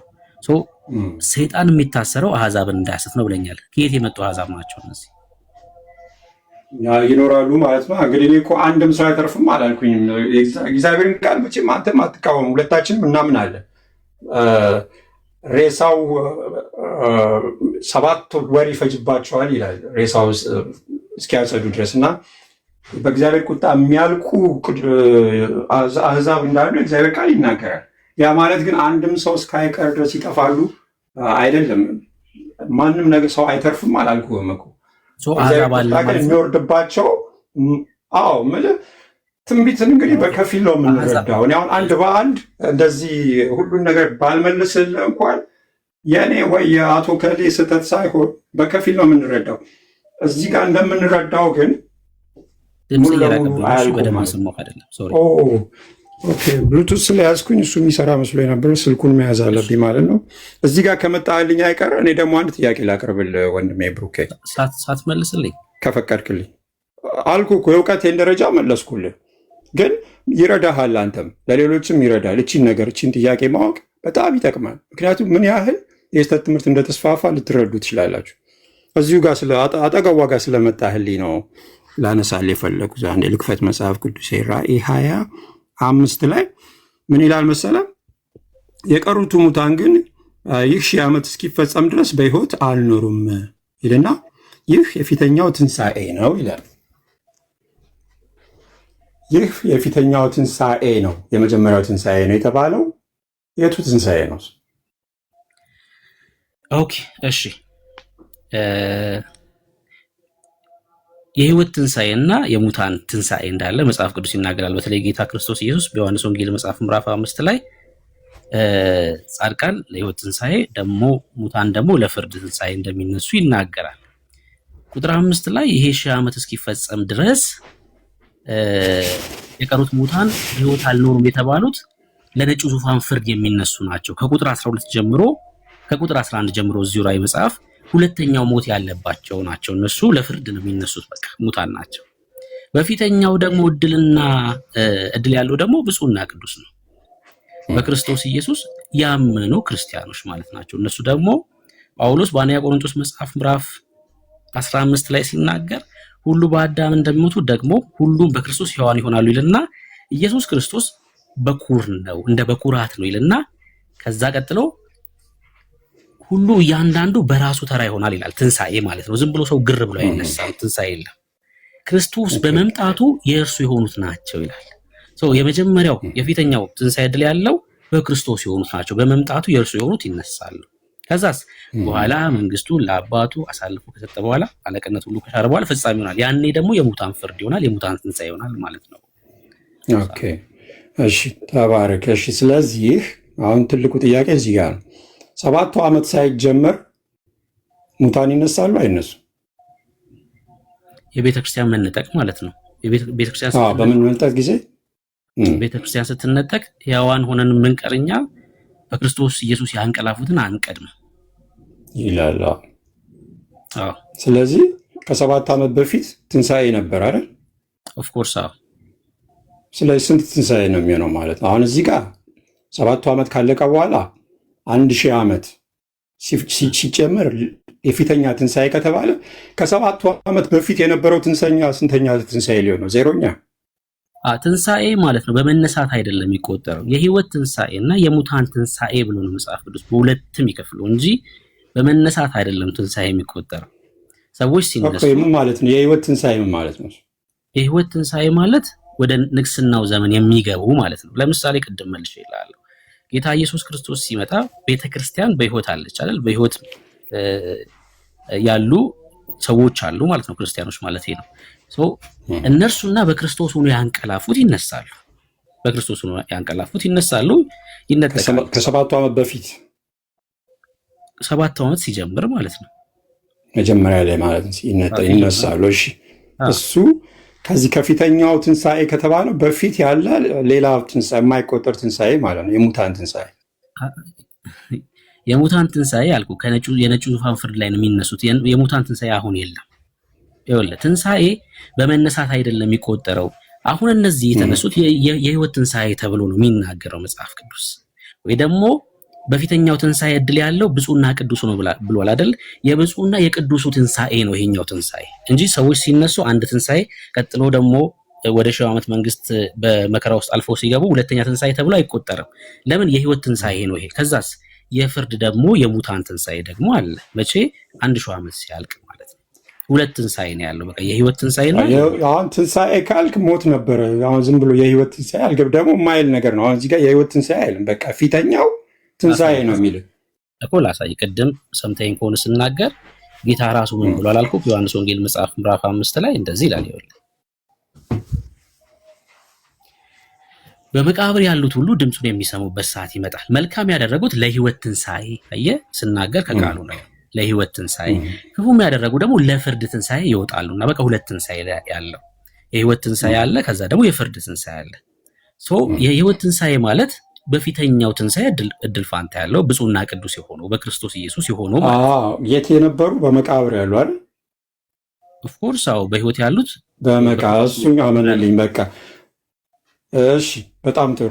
እሱ በመቃብር ያሉት የሚነሱት መቼ ነው? አሁን 1000 ዓመቱ ሲጀመር ነው ወይ 7 ዓመቱ ሲጀመር ነው? እሱ እኮ በተደጋጋሚ እየነገርኩ ያለው ይኸውልህ፣ በክርስቶስ ኢየሱስ ሆኖ ያንቀላፉት ጌታ ሲመጣ በህይወት ያሉትን አይቀድሙ። በቃ በህይወት ያሉት አይቀድሟቸውም፣ ይነጠቃሉ፣ ይነሳሉ ማለት ነው። እሱ የህይወት ትንሣኤ ነው አይደል? የህይወት ትንሣኤ ነው። በመቃብር ስለነበሩ ከመቃብር ሲወጡ የህይወት ትንሣኤ የሚባለው 7ቱ ዓመት ከመጀመሩ በፊት የሚሆን ነው። የህይወት ትንሣኤ የሚያደርገው ጌታ ሲመጣ ቀድሞ መነሳታቸው አይደለም እኮ በክርስቶስ ማመናቸው ነው የህይወት ትንሣኤ እንዲሆን ያደረገላቸው። ለምሳሌ በመቃብር እያሉ ያለ ስላመኑ አይደለም። በመቃብር ያሉ ኦልሬዲ ሞተዋል ነው ሰዎች። በመቃብር ቀደም ዲፋይን አድርጎልን አይደለም። አንተው ራስህ እኮ አነበብክልኝ። የህይወት ትንሣኤን ዲፋይን ስታደርግልኝ እኮ በመቃብር ያሉት ናቸው። ይኸውልህ በተደጋጋሚ ስናገር በክርስቶስ ነው ያንቀላፉ እያልኩ ነው የምናገር። ለምሳሌ ሙስሊም አይነሳም በተደጋጋሚ እያልኩ ያለሁት አዎ በክርስቶስ ነው ያንቀላፉት። እነዚህ በመቃብር ያሉ ግን በክርስቶስ ነው ያንቀላፉ እንጂ ሙስሊም አይነሳም፣ ሚቲስት አይነሳም፣ በክርስቶስ ነው ያልሞተ ሰው አይነሳም። በቃ እነዚህ እግዚአብሔር ይባርክ። ልክ ነው። በክርስቶስ ያለ በመቃብር ያለ ግን ይነሳል። እሱ የህይወት ትንሣኤ ይባላል። አዎ እሱ ነው እያልኩ ያለሁት። የህይወት ትንሣኤ ማለት በክርስቶስ። ለዛ እኮ ነው አንደኛ ቆሮንቶስ መጽሐፍ ምዕራፍ 15 ላይ ምን አልኩ ቅድም? ክርስቶስ እንደ በኩራት ነው አለን አይደል? ከዛስ ነገር ግን እያንዳንዱ በራሱ ተራ ይሆናል። ሁሉም ሰው ዝም ብሎ ግር ብሎ አይነሳም። ለምንድን ነው? ክርስቶስ እያንዳንዱ በራሱ ተራ ይሆናልና ክርስቶስ እንደ በኩራት ነው ይልና በኋላም በመምጣቱ ለክርስቶስ የሆኑት ናቸው። አየህ፣ የትንሣኤ ዕድል የሚያገኙት ለክርስቶስ የሆኑት ናቸው እንጂ ዝም ብሎ በክርስቶስ ሆኖ ሳይሆን ያንቀላፋ አይነሳም። የህይወት ትንሣኤ የሚያገኘው በቃ በክርስቶስ አምኖ ያንቀላፋ ብቻ ነው ማለት ነው። ኤግዛክትሊ። እግዚአብሔር ይባርክ ወንድሜ። አሁን ይኸውልህ ለመረታታት አይደለም እዚህ ጋር ትልቅ ጥያቄ ውስጥ እንደፈጠሩ ምግለም ነው። እኔ ነኝ ያለ ስኮላር፣ እኔ ነኝ ያለ የመጨረሻው ዘመን አስተማሪ ጠይቄው መልስ የማይሰጠው ነገር ነው። ይሄ በጣም ክሪቲካል ጥያቄ ነው። ይሄ ብቻ አይደለም። ሌላም ቦታ ወስጄ እርስ በርሱ በጣም የሚጣረስ እንደሆነ ላሳየው ይችላሉ። የስህተት ትምህርት ነው። ይህን በራሳችን እንደገና ዲግ እንድናደርገው ነው እንጂ የሚያስፈልገው እኔ አንተን ለመርታት አንተ እኔን ለመርታት ምናምን አይደለም። እዚህ ጋር እየተወያየን ያለ ነው። ግን የፊተኛ የስህተት ትምህርት ነው እያልክ ስለሆነ እኔ የምጠይቅህን ጥያቄ ብትመልስልኝ ደስ ይለኝ ነበር። ምክንያቱም ደስ ይለኛል። እስከማውቀው ድረስ መልስልሃል። እግዚአብሔር ቃል አይጋጭም። በጭራሽ የእኛ መረዳት ነው ሊጋጭ የሚችለው። የእኛ መረዳት ነው። ኤግዛክትሊ። የእግዚአብሔር ቃል አይጋጭም። እኔ ደግሞ በዚህ ትምህርት እንግዲህ ሌላ የተለየ መረዳት መጥቶ የሚያሳምነኝ ሰው እስከሌለ ድረስ 100% የምቀበለው ትምህርት ነው። እስኪ 70ኛው ሱባኤ ተፈጽሟል ብለኸኛል። እሺ ጥቅስ ላንብብልህና ፐርሰኑንና መቼ እንደተፈጸመ ትነግረኛለህ። እሺ ዳንኤል መጽሐፍ ላይ ነው ማነብልህ። እሺ ምዕራፍ 9 ቁጥር 24 ስለዚህ እወቅ አስተውል፣ ኢየሩሳሌም መጠገንና መስራት ትእዛዙ ከሚወጣበት ጀምሮ እስከ አለቃው እስከ መሲህ ድረስ 7 ሱባኤና 62 ሱባኤ ይሆናል። እርሷን በጭንቅ ዘመን ከጎዳና ከቅጥር ጋር ትሰራለች ይላል። እስከ አለቃው መሲህ ድረስ 69 7 እና 62 ያው 69 ሱባኤ ይሆናል እያለ ነው ያለው። ይሄ እስከ መቼ ድረስ ማለት ነው? ከመቼ እስከ መቼ ማለት ነው? ያው ቅጥሩ መሰራት ከሚጀምርበት ጊዜ ጀምሮ ማለት ነው። የኢየሩሳሌም መጠገን አዋጅ ከወጣበት ጊዜ ጀምሮ እስከ መቼ ድረስ? መሲህ እስኪገደል ድረስ።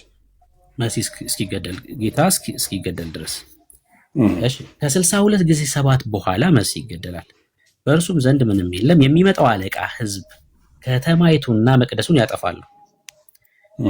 ፍጻሜውን በጎርፍ ይሆናል። እስከ መጨረሻም ድረስ ጦርነት ይሆናል፣ ጥፋትም ተቀጥሯል። እርሱ ከብዙ ሰዎች ጋር ጽኑ ቃል ኪዳን ለአንድ ሱባኤ ያደርጋል። የጥፋት ርኩሰት የተባለው አይደል? በሱባኤ እኩሌታ መስዋዕትና ቁርባን ያስቀራል። በርኩሰትም ጫፍ ላይ አጥፊው ይመጣል። እስከ ተቆረጠው ፍጻሜ ድረስ መቅሰፍት በአጥፊው ላይ ይፈሳል። ኦኬ፣ ይሄ የጥፋት ርኩሰት የተባለው ተፈጽመዋል ስላልክ በስም እናውቀዋለን። ማንም የሚባል ሰው ነው? እሱ እንግዲህ ታሪክ ምሁራን የሚሰጡት ትንታኔ አለ። ራሱ ቅድም ጠቅሰዋል፣ ኔሮን የሚሉት አለ። ከክርስቶስ በፊትም የነበረው ደግሞ ኤፒፋንስ ማነው የሚሉት እብዱ የሚባለው ንጉሥ አለ። በሱ ይተረጎማል። ግን አንቲዮያ እሱ አለ። እሱ ላይ አንቲዮኮስ ኤፒፋኒስ ማለት እኮ ጌታ ኢየሱስ ክርስቶስ ከመወለዱ ከ176 ዓመት በፊት የነበረ ግሪካዊ ሰው ነው። ከሴሉከስ ላይ ዳንኤል መጽሐፍ ምዕራፍ 8ን ካጠናኸው ከግሬት አሌክሳንደር ከሞተ በኋላ 4ቱ ጀነራሎች አለ የተነሱት እና ሴሉከስ፣ ካስማንደር፣ ፒቶሎሚ ተነሱ። ከዛ ሊትል ሆርን የተባለው አንቲዮኮስ ኤፒፋኔስ በ176 ከሴሉከስ ላይ ተነሳ። የመንን አካባቢ ነበር ይገዙ የነበሩት ማለት ነው ያኔ። ዘን ቤተ መቅደሱን አረከሰ። ለዛውም ደግሞ ለስንት ይላል? ለ2300 ጧትና ቀን ነው የሚለው። ይሄኛው 7 ዓመት ነው የሚለው፣ ያኛው ደግሞ ለ2300 ጧትና ማታና ጧት ነው የሚለው፣ ማታና ቀን ነው የሚለው። እሱ በትክክል የእሱን ዘመን ነው የሚያሳየው። የጠዋት መስዋዕት አለ፣ የጠዋትና የማታ አለ። ሁለት ጊዜ ነው የሚሰሩት። ዘመኑ መቼ ነው? ለሁለት ስታካፍለው ዘመኑ መቼ ነው? ጌታ ከመወለዱ ከ176 ዓመት በፊት አልኩህ እኮ። 69ኛው ሱባኤ ራሱ የሚያልቀው እኮ የጌታ መስቀል ላይ ነው አይደለ? ሰባኛው ሱባኤ የሚመጣው ከጌታ መስቀል በኋላ ነው ማለት ነው። ልክ ነው፣ እሱ ልክ ነው። ሰባኛው ሱባኤ ከጌታ መስቀል ኦልሬዲ ጀምሮ ነው።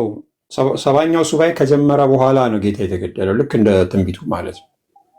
69ኙ ጌታ ከመሰቀሉ በፊት አልቋል። ሰባኛው ሲጀምር ተሰቀለ ጌታ። በአንቲዮከስ አይደለም ማለት ነው፣ ወደኋላ ሊመለስ ስለማይችል።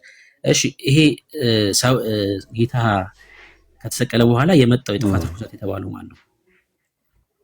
እሱንም እንደዛው ነው እንግዲህ። የሮምን ራሱ የጥፋት ርኩሰት ማለት እንግዲህ የሮም ሰራዊት በኢየሩሳሌም ዙሪያ መጥቶ ሲከባት በ70 ዓመተ ምህረት የራሳቸው አማልክትን ይዘው ነው በኢየሩሳሌም ዙሪያ ፊት ለፊት የቆሙት እና እነሱን ነው ብለው የሚተረጉሙ አሉ። ምን ተማሪዎች ነን። እኔ አሁን ይሄ ነው አይደለም። እንዲያውም እንደዛ ነው እያለ የሚያስተምርን ሰው አላምንም። ሐሰተኛ አስተምር ግን እንደ ጥናት አድርገህ ብትመለከተው በጣም ብዙ ሴንስ የሚሰጡ ነገሮች አሉ። ከነሱ አንዱ ይሄ አሁን ያልኩ ነው። የሮም ሲመጡ አማልክቶቻቸውን ይዘው ነው። እሺ 70 ዓመተ ምህረት ኔሮ ብዬ ለምሳሌ ልረዳ። ሰባኛው ሱባኤ መች ነው ያለቀው? አሁን ጌታ መስቀል ላይ ሲሰቀል ሰባኛው ሱባኤ ጀምሯል ብለኛል። ሱባኤ እንደሚታወቀው 7 ዓመት ነው። 40 ዓመተ ምህረት ላይ ያልቃል ማለት ነው ሱባኤው አለቀ። የኔሮ መች ነው ወደ እስራኤል የመጣው? በሰባ እና አልደረሰም ልትለኝ ነው? ኦኬ እዚህ ጋር እኮ 30 ዓመት ጋር 69ኛው ካለቀ በኋላ ይላል። ልብ ብለህ ትንቢቱን ብታነበው 69ኙ ሱባኤዎች ካለቁ በኋላ መሲህ ይገደላል አይደል? ከዛ በኋላ እያንዳንዷን ስኬጁል አይነግረንም እኮ። ይሄ እኮ ትምህርቱ ነው እንደዛ 7 ዓመተ ምህረት እየሰነጣጠቀ እንደዛ ፍልስፍና ያመጣው እንጂ ይነግረናል። እስቲ ንገረኝ። ይኸው አስቀድሞ ምን ብሏል መሰለ? ገብርኤል ምን ብሎታል ለዳንኤል? ገናም በጸሎት ስናገር አስቀድሜ በራእይቼ የነበረው ሰው ገብርኤል እነሆ እየበረረ መጣ ይልና አስተማረኝም ይላል። ተናገረኝም እንዲህም አለ፣ ዳንኤል ሆይ ጥበብና ማስተዋልን እሰጥ ዘንድ አሁን መጥቻለሁ። አንተ እጅግ የተወደድክ ነህና በልመና መጀመሪያ ላይ ትእዛዝ መጥቷል። እኔም እነግር ዘንድ መጥቻለሁ። አሁንም ነገሩን መርምር ይለውና ራእዩን ማስተውል፣ አመፅን ይጨርስ፣ ኃጢአትን የሚፈጽም በደልንም የሚያስተሰሪ የዘላለምን ጽድቅ ያገባ፣ ራእይንም ትንቢትን የሚያትም ቅዱሰ ቅዱሳኑንም ይቀባ ዘንድ በሕዝብህና በቅድስት ከተማ ላይ 70 ሱባዔ ተቆጥሯል ይሏል። ለዛውም ይኸውላችሁ፣ ለዛውም ጥፋት አይደለም የተቀጠረው እኮ ዳንኤል ስለ እስራኤል መዳን ነው የጸለየው። አሁን 70 ሱባዔ ላይ 70 ዓመተ ምህረት ላይ እስራኤል ስትጠፋ ነው የምንመለከተው። የሱባኤው ማብቂያ ግን የእስራኤልን ጥፋት አይደለም የሚነግረን። ቁጥር 24 ላይ አስተውላችሁ ከሆነ 70 ሱባዔ ሲፈጸም በእስራኤል ላይ ምን ይሆናል ይላል? ኃጢአት ይፈጽም፣ በደልንም ያስተሰርይ፣ የዘላለም ጽድቅ ያገባ፣ ራእይን ትንቢትን ያትም፣ ቅዱስ ቅዱሳኑን ይቀባ ዘንድ በሕዝብህና በቅዱስ ከተማው ላይ 70 ሱባዔ ተቀጥሯል። ጥፋት አይደለም የተቀጠረው። 70 ሱባዔ ሲያበቃ በረከት ነው እንደሚመጣ እየነገረን ያለው እንጂ ጥፋት አይደለም እየነገረን ያለው። እና ቁጥሩን በትክክል ከ69 ቀጥሎ አንቲክራይስት እንደሚመጣ 70ኛው ሱባዔ ላይ ነግሮናል እንጂ ዘሎ የሆነ ዓመት 70 ዓመተ ምህረት ላይ የሆኑ ቁጥር ዘሎ እንደሚፈጸም አይደለም የሚነግረን። ለምን ቁጥር 24 አንታይክራይስት የሚመጣው በዚህ ነው ብሎ ተናግሯል። በሰባኛው ሱባዔ እንዴት የቱ ጋር ነው እንደዛ የሚለው አልገባኝም። ቁጥር 27 ላይ እንደዚህ ላይ ይኸው እርሱም ከብዙ ሰዎች ጋር ጽኑ ቃል ኪዳን ለአንድ ሱባዔ ያደርጋል። 69ኛው ሱባዔ ላይ መሲሁ ከተገደለ በኋላ ለአንድ የቀረችዋን ሱባዔ ለአንዱ ሱባዔ ያደርጋልና በሱባዔው ሁኔታ መስዋዕትና ቁርባን ያስቀራል። ከዛ በርኩሰትም ጫፍ ላይ አጥፊው ይመጣል፣ እስከ ተቆረጠውን ፍጻሜ ድረስ መቅሰፍት በአጥፊው ላይ ይሆናል ይላል። ልክ 69ኛው ሱባዔ ሲያልቅ ለአንድ ሱባዔ አንቲክራይስት ኪዳን ያደርጋል ብሎ ይነግራል። ኪዳን ያደርጋል። ኦኬ ፖይንት ገባኝ። እሺ እሱን እንግዲህ ከዚህ ከሰባው ጋር ከቀላቀል ነው እንዳልኩ ነው። የምሁራኖች አስተያየቶች ብዙ አይነቶች አሉ። እንዳልኩ ቅድም መጀመሪያ ላይም ተዘጋጅቼ አይደለም የገባሁት። አንድ በአንድ በእነዚህ ጉዳዮች ላይ በደንብ ተዘጋጅቼ በሌላ ጊዜ ልነጋገር እንችላለን። ብዙ አይነት እንትኖች አሉ፣ መላምቶች። እንዲህ ሊሆን ይችላል፣ እንደዛ ሊሆን ይችላል። ሮማውያን በመጡ ሰዓት ላይ ወደ ኢየሩሳሌም በመጡ ሰዓት ላይ በዚያ ዘመን የነበሩ የእስራኤል ገዢዎች ከዛ ከሮም ገዢ ጋር ሮምን ካፈረሰ ከሮም ገዢ ጋር ኢየሩሳሌምና ቤተ መቅደሱን ካፈረሰው ጋር ቃል ኪዳን ፈጽመዋል እንዴ? አድርገዋል? ያ ጥሩ ጥያቄ ነው። አይደል ነው አልፈጸሙም። እሱን በዲቴይል አልፈጸሙም ማለትም አትችልም። እዚህ ላይ ነው እንግዲህ አሁን በደንብ መጠንቀቅ ያለብን። ጥናት ማድረግ ያስፈልጋል። ምን ብለው ነው የሚፈጽሙት? የፈጸሙት ነገር የለም። ታሪክም ጭምር እነ ጆሲፈስን አይ ቲንክ ካወቅ ማለት ምን ብለው ነው የሚፈጽሙት? አሁን በዛ ሰዓት ላይ የመጣው የሮም ቄሳር ንጉስ ምን ብሎ ነው የሚፈጽመው? አይሁዳውያንስ ምን ብለው ነው የሚፈጽሙት? አንደኛ በቀኝ ግዛት ውስጥ ነው ያሉት። ምን ብለው ነው የሚፈጽሙለት? አይፈጽሙለትም። እና ኪዳንን አላደረጉም ማለት ነው። ከአውሬው ጋር የሚደረግ ስምምነት በ69ኛው ሱባኤው ጋር የለም። ከአውሬው ጋር የሚደረገው ግንኙነት አሁን 70ኛው ሱባኤ ተፈጽሟል ብለው የሚሉ ሰዎች ትልቅ ወንድሞቼ እናቶቼ፣ በመጽሐፍ ቅዱስ ታሪክ ውስጥ ትልቅ ስህተት ይሳሳታሉ። የብሉይ ኪዳን መጽሐፍ በሚገባ አልተረዱም። በነቢያቱ የተናገረውን እግዚአብሔርን ቃል በፍጹም አልተረዱም። ከተረዱም የራሳቸውን መላምት እየሰጡ ማለት ነው።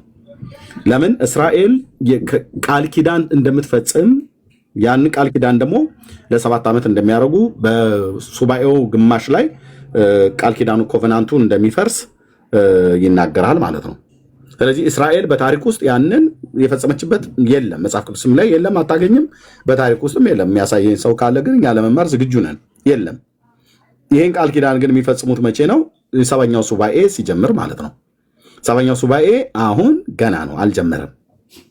አሁን የቤተ ክርስቲያን ዘመን ተብሎ የተባለበት በመጽሐፍ ቅዱስ ሊቃን ዘንድ የሚባለው ማለት ነው። እነኚህ የብሉይ ኪዳን ቅዱሳን ነቢያት በዚህ መካከል በ69ኛው እና በ70ኛው ሱባኤ መካከል ስላለው የቤተ ክርስቲያን ዘመን የተባለው ምንም የተገለጠላቸው ነገር የለም። ስለ 70ኛው ሱባኤ ግን ዳንኤል ይናገራል። 70ኛው ሱባኤ ሲጀምር ቅድም እንዳለው ከ70ኛው ሱባኤ መፈጸም በኋላ ጥፋት በይሁዳ ላይ ቢመጣም የያዕቆብ የመከራ ዘመን የሚባለው ነገር ቢመጣም ከዛ በኋላ ግን ያለው የመሲሁ የኢየሱስ ክርስቶስ መገለጥ ነው ማለት ነው። ስለዚህ እስራኤል ኪዳን ፈጽማለች ወይ? ይሄ ኪዳን ነው ከአውሬው ጋር የሚደረገው ኪዳን። ወንድሞች እናቶች፣ ያው እዚህ ለምትሰሙ በትንቢተ ኢሳይያስ መጽሐፍ ምዕራፍ 28 ቁጥር 15 ላይ ይሄ ኪዳን ተፈጸመ ብሎ የሚል ማንም ተማሪ ካለ መጥቶ ከኔ ጋር ማውራት ይችላል። በታሪክ ውስጥ የሚያሳየን ካለ ከእስራኤል ጋር ማለት ነው። ኦኬ፣ እናንተ ከሞት ጋር ያደረገ ማለት ቃል ኪዳን አድርገናል። አየህ፣ ቃል ኪዳን ነው። እስራኤልን እናንተ ብሎ የሚላቸው የሚዩት አድርገው ሆሳና ቴንክ ዩ በኢየሩሳሌም ያለውን ሕዝብ የሚገዙትን ነው። ይኸው እንደዚህ ብሎ ይላቸዋል። ስለዚህ በኢየሩሳሌም ያለውን ሕዝብ የምትገዙ ፌዘኞች ሆይ፣ በኢየሩሳሌም ያለውን ሕዝብ የሚገዙቱ ገዢዎቹ ፌዘኞች ሆይ የእግዚአብሔርን ቃል ስሙ ያላቸው ነው። እናንተ ከሞት ጋር ቃል ኪዳን አድርገናል፣ ከሲኦልም ጋር ተማምለናል፣ ሐሰትንም መሸሸጊያችን አድርገናል፣ በሐሰትም ተሰውረናል፣ የሚትረፈረፍን መቅሰፍት ባለፈ ጊዜ አይደርስብንም ስላላችሁ ካለ በኋላ ቀጥሎ የሚናገረውን ስሙ። ውጤቱን አይደለም የሚነግራቸው። በመካከል ላይ ደግሞ ሌላ ነገር ያስገባል። የነቢያት ልምዳቸው ነውና እንደዚህ ትንቢት ሲናገሩ አይደርስብንም ብላችሁ ማለት አይደርስብንም ስላላችሁ ካለ በኋላ ስለዚህ ጌታ እግዚአብሔር እነሆ ይላል። ሌላ አዲስ ነገር፣ ይህን ሳይጨርስ ሌላ አዲስ ነገር አመጣ ማለት ነው። ስለዚህ ጌታ እግዚአብሔር እንዲህ ይላል፣ እነሆ በጽዮን ድንጋይን ለመሰረት አስቀምጣለሁ፣ የተፈተነው የከበረውን መሰረቱን የጸናውን የማዕዘኑን ድንጋይ የሚያምን አያፍርም። ይሄኛውን ሳይጨርስ ልማዳቸው ነው። ነቢያት እንደዚህ ሲናገሩ እንዲህ አይነት ልማድ አላቸው። ቁጥር 16 ላይ የሚትረፈረቅ መቅሰፍት ባለፈ ጊዜ አይደርስብንም ስላላችሁ 16ኛውን ቁጥር ዘለዋለሁ። ምክንያቱም ይሄ ስለ አውሬው ነው የሚናገረው። ልብ በሉ። ይሄ ግን ስለ መሲሁ ስለ ኢየሱስ ክርስቶስ ነው የሚናገረው። ስለ ሁለቱ መሲሆች ነው የሚናገረው። እዚህ ጋር ከሞት ጋር ቃል ኪዳን አድርገናል፣ ከሲኦል ጋር ተማምለናል፣ ሐሰትን መሸሸጊያችን አድርገናል ማለት ወደ ሐሰት አውሬው ሐሰተኛ ነው ማለት ነው። እሱን ተሸሽገውታል። የያዕቆብን አምላክ ሳይሆን መሸሸጊያ ያደረጉት እሱን ተሸሽገውታል፣ በሐሰት ታምነዋል፣ ከእሱ ጋር ቃል ኪዳን አድርገዋል። ነቢዩ ግን ሲጠራው፣ እግዚአብሔር ግን ሲጠራው፣ ይህንን የአመፅን ሰው ሲጠራው ሞት ብሎ ነው የሚጠራው፣ ሲኦል ብሎ ነው የሚጠራው። እነሱ ከሰውየው ጋር ሲፈራረሙ የተፈራረሙት ከሞት ጋር እንደሆነ አላወቁም። በነቢያቱ ግን በእግዚአብሔር አባቶች በእግዚአብሔር አፍ በተናገሩ ነቢያቶች አፍ ግን ሞት ሲኦል ተብሎ ነው የሚጠራው። ሰውየውን ሐሰተኛው ሰው ነው። ልብ በሉ። ይሄ ደግሞ ጻድቁ ጌታ ነው። ሁለቱን መሺሃዎች ያስቀምጣል። ይሄ ሐሰተኛው መሲህ ነው፣ ይሄኛው እውነተኛው መሲህ ነው። ኦኬ አይደርስብንም ስላላችሁ ካለ በኋላ ቁጥር 16 እንዘለዋለን። ለገመድና ለፍርድ ለቱንቢም ጽድቅን አደርጋለሁ፣ በረዶም የሐሰትን መሸሸጊያ ይጠርጋል አለ። ያ ቀን በእግዚአብሔር ዘንድ የታወቀ ቀን ነው ብሎ ያለው ዘካርያስ ማለት ነው። በዚያን ቀን ፀሐይ አይጨልምም፣ ራሱ ፀሐይም ወጣ አይጨልምም። በእግዚአብሔር ቀን በጣም የታወቀ ቀን ነው ያ ቀን። ኦኬ መሸሸጊያ ይጠርጋሉ፣ ውኆችም መሰወሪያውን ያሰጥማሉ ካለ በኋላ ከሞት ጋር ያደረጋችሁት ቃል ኪዳን ይፈርሳል አላቸው። 3 ዓመት ተኩል 3 ዓመት ተኩል ከ6 ወር ማለት ነው። 6 ወር ያው 12 ማለት ነው። 1 ዓመት ማለት ነው። 12 3 6 እዚህ ጋር 1 7 ይሄ ሱባኤ ጋር አልተነካም። ወንድሞቼ እናቶቼ በጌታ በኢየሱስ እንለምናችሁ እሺ፣ አልተነካም። ተነክቷል ብሎ የሚለኝ ካለ እኔ እንዲህ አይነት ትንቢት በጣም ብዙ አመጣለሁ። እሱም መጥቶ አንድ ሰው ያስረዳ። እስራኤል ከሞት ጋር ቃል ኪዳን ያደረገችበትን ዘመን ያሳየን፣ በታሪክ ውስጥም በምን ውስጥም ማለት ነው። ልብ በሉ። ከሞት ጋር ያደረጋችሁት ቃል ኪዳን ይፈርሳል አላቸው። ሐሰተኛውን ሰው የሚመጣውን ሐሰተኛውን መሲህ ነቢያት እግዚአብሔር ሞት ብሎ ነው የሚጠራው፣ ሲኦል እያለ ነው የሚጠራው። እኛም እሱ በጠራው ነው የሚጠራው። ከሲኦል ጋር ተማምለናል ማለት የተማማላችሁበት መሐላ አይጸናም አላቸው። አይጸናም። ይህንን መሐላ አድርጋለች እስራኤል፣ አላደረገችም። ወንድሞች እናቶቼ፣ አውሬው ሲመጣ ግን ታደርጋለች። አግሪመንቱ ለስንት ዓመት ነው? ለ7 ዓመት ማለት ነው። በሱባኤው እኩሌታ ላይ ግን ከአውሬው ጋር ይጣላሉ። ይሄ በታሪክ ውስጥ ሆናል። አንድ ቴዎሎጂያዊ መጥቶ ፊት ለፊት ቀርቦ የሚያወራ ከሆነ መጥቶ ያወራ። ያው ኮሜንታሪ እያገላበጠ የሚመጣ ትውልድ ማለት ነው እንጂ ብሉይ ኪዳንን በሚገባ ያጠና ሰው ካለ ቃሉ ላይ ቆሞ፣ እኔ ቃሉ ላይ ቆሜ ነው የማወራው። ቃሉ ላይ ቆሜ ማለት ነው።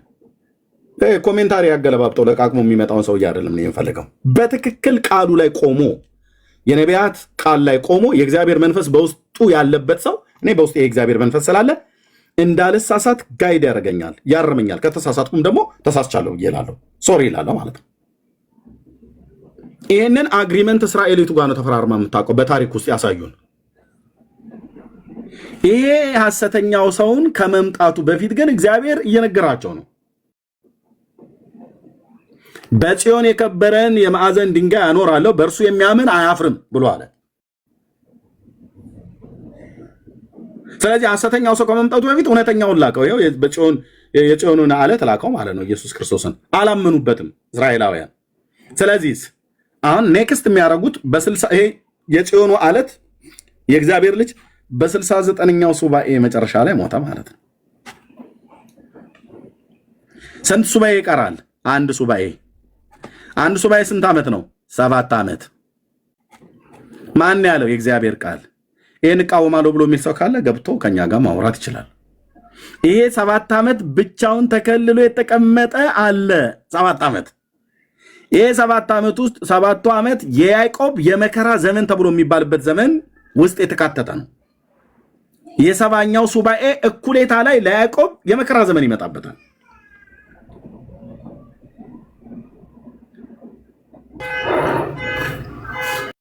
እና ፕሊስ ይሄን ነው ብለን የምንለው። ተባረኩ የምትለው ካለ ግን መስማት እንችላለን። ቀጥሎ ወንድምነት። እሺ ሳቴር ልጠይቅህ አንድ ጥያቄ በዚሁ 7 ዓመቱ ዙሪያ ማለት ነው። ሁለተኛ ተሰሎንቄ ምዕራፍ 2ን እንዴት ነው የምታየው? በአንተ አተረጓጎም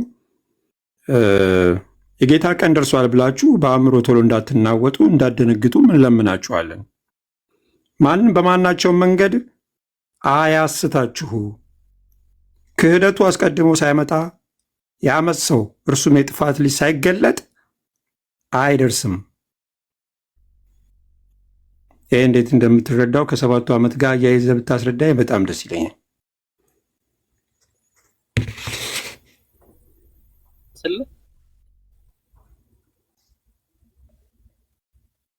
ሆሳና ምንድን ነው ያልከኝ? ሆሳና ቆይ አንድ ስልክ ገብቶብኝ ነው። ተሰሎንቄ ላይ የጠቀስከው አለ ወንድምነት፣ እስከዛ መልስልህ፣ ካልሆነ መልስልሃለሁ። ወንድምነት መልስለት። ተሰሎንቄ ላይ ቅዱስ ጳውሎስ ያለው ማለት ነው። እሺ ያ ቴንክ ዩ። አንዴ አንብበው። እሺ እስከ ቁጥር እሺ፣ አይ ቆይ መድገም ሳይሆን እስከ ቁጥር ስንት ድረስ መሰለህ የምታነበው? እስከ ቁጥር 7 ድረስ። እሺ አይደርስምና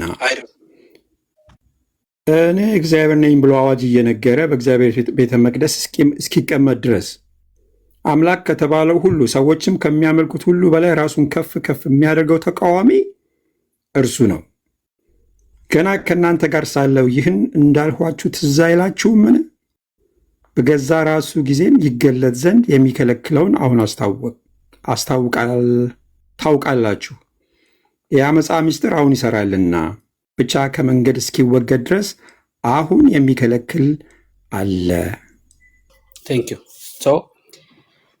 ቅዱስ ጳውሎስ ምን እያለን ያለው? ወንድሞች ሆይ ስለ ጌታችን ስለ ኢየሱስ ክርስቶስ መምጣትና ወደ እርሱ ስለመሰብሰባችን ተሰሎንቄ እንግዲህ ሁለተኛው መልእክቱ ነው። የመጀመሪያው መልእክቱ ላይ ወደ ክርስቶስ ኢየሱስ እንደምንሄድ ስለመነጠቃችን ምናምን ነግሯቸዋል፣ ጽፎላቸዋል። እና ሁለተኛው መልእክቱ ላይ አትሸበሩ ነው መልእክቱ። የዚህኛው ገና ነው እያላቸው ነው ጳውሎስ። እሺ ወይም ከኛ እንደሚመጣ መልእክት የጌታ ቀን ደርሷል ብላችሁ ከአእምሯችሁ ቶሎ እንዳትናወጡ፣ ይሄ ሁለተኛው መልእክቱ ስለሆነ ማለት ነው። እንዳትደነግጡ እንለምናችኋለን ይላል። ከዛ የጌታ መምጣት ምልክት ይነግራችኋል።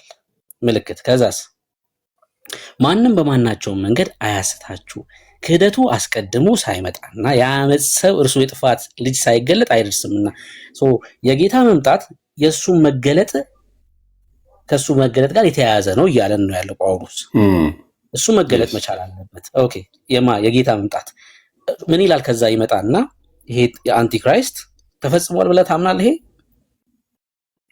አንቲክራይስት ኖ በመጨረሻው ዘመን ይመጣል እኮ። ታዲያ እኮ ነው የጥፋት ርኩሰት እኮ ዳንኤል ላይም 7ኛው ሱባኤ ላይ ያለው ቅድም ኤርሚ የሚያነበበልን ሞት የተባለው እኮ ይሄ እኮ ነው። ይሄ ነው አሁን እኮ ጥያቄ የዓመፅ ሰው ሳይገለጥ እመልስልሃለሁ። እሱም እመልስልሃለሁ። ግን ይሄ መሆኑን ካመንክ እኮ ኦልሬዲ እኮ 7ኛው ሱባኤ ላይ አልተፈጸመም ማለት እኮ ነው።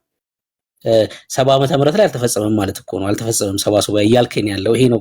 ይሄ መሆኑን ካመንክ ማለት ነው። እሺ ወደ መልሴ ልሂድ። እኔ እግዚአብሔር ነኝ ብሎ አዋጅ እየነገረ በእግዚአብሔር ቤተ መቅደስ እስኪቀመጥ ድረስ አምላክ ከተባለ ሁሉ ሰዎችም ከሚያመልኩት ሁሉ በላይ ራሱን ከፍ ከፍ ዳንኤል ላይም ራእይም ላይ እንደጻፈው የሚያደርግ ተቃዋሚ እርሱ ነው። ገና ከእናንተ ጋር ሳለው ይህን እንዳልኳችሁ ትዝ አይላችሁምን? በገዛ ራሱ ይገለጥ ዘንድ የሚከለክለውን አሁን ታውቃላችሁ። ይሄ ነው ፖይንቱ። እንዳይገለጥ ይሄ ጥፋት ርኩሰት የሚከለክለው ማን እንደሆነ ታውቃላችሁ። የጥፋት ርኩሰት እንዲገለጥ ይሄ የሚከለክለው መወገድ መቻል አለበት። ቀጥሎ እንደዚህ ይላል፣ የዓመፅ ምስጢር አሁን ይሰራል። ስፕሪቱ ይሰራል፣ ስፕሪቱ አለ አይደል? ግን በሙላት ተገልጦ እንዳይሰራ ግን የሚከለክለው አለ። ቁጥር 6 ቁጥር 7 የዓመፅ ምስጢር አሁን ይሰራል፣ ብቻ ከመንገድ እስኪወገድ ድረስ አሁን የሚከለክል አለ። የጥፋት ርኩሰት ተገልጦ እንዳይሰራ። ይሄ የሚከለክለው አለ የተባለው ምንድን ነው? የጌታ መንፈስና ቤተክርስቲያን፣ የእግዚአብሔር መንፈስና ቤተክርስቲያን። መንፈሱና ሙሽራይቱ ና ይላሉ ጌታ። አንቲክራይስት እንዳይገለጥ በሙላት እንዳይሰራ የሚከለክለው ማን ነው? ቤተክርስቲያንና የእግዚአብሔር መንፈስ። የእግዚአብሔር መንፈስ መወገድ ቦታ መልቀቅ።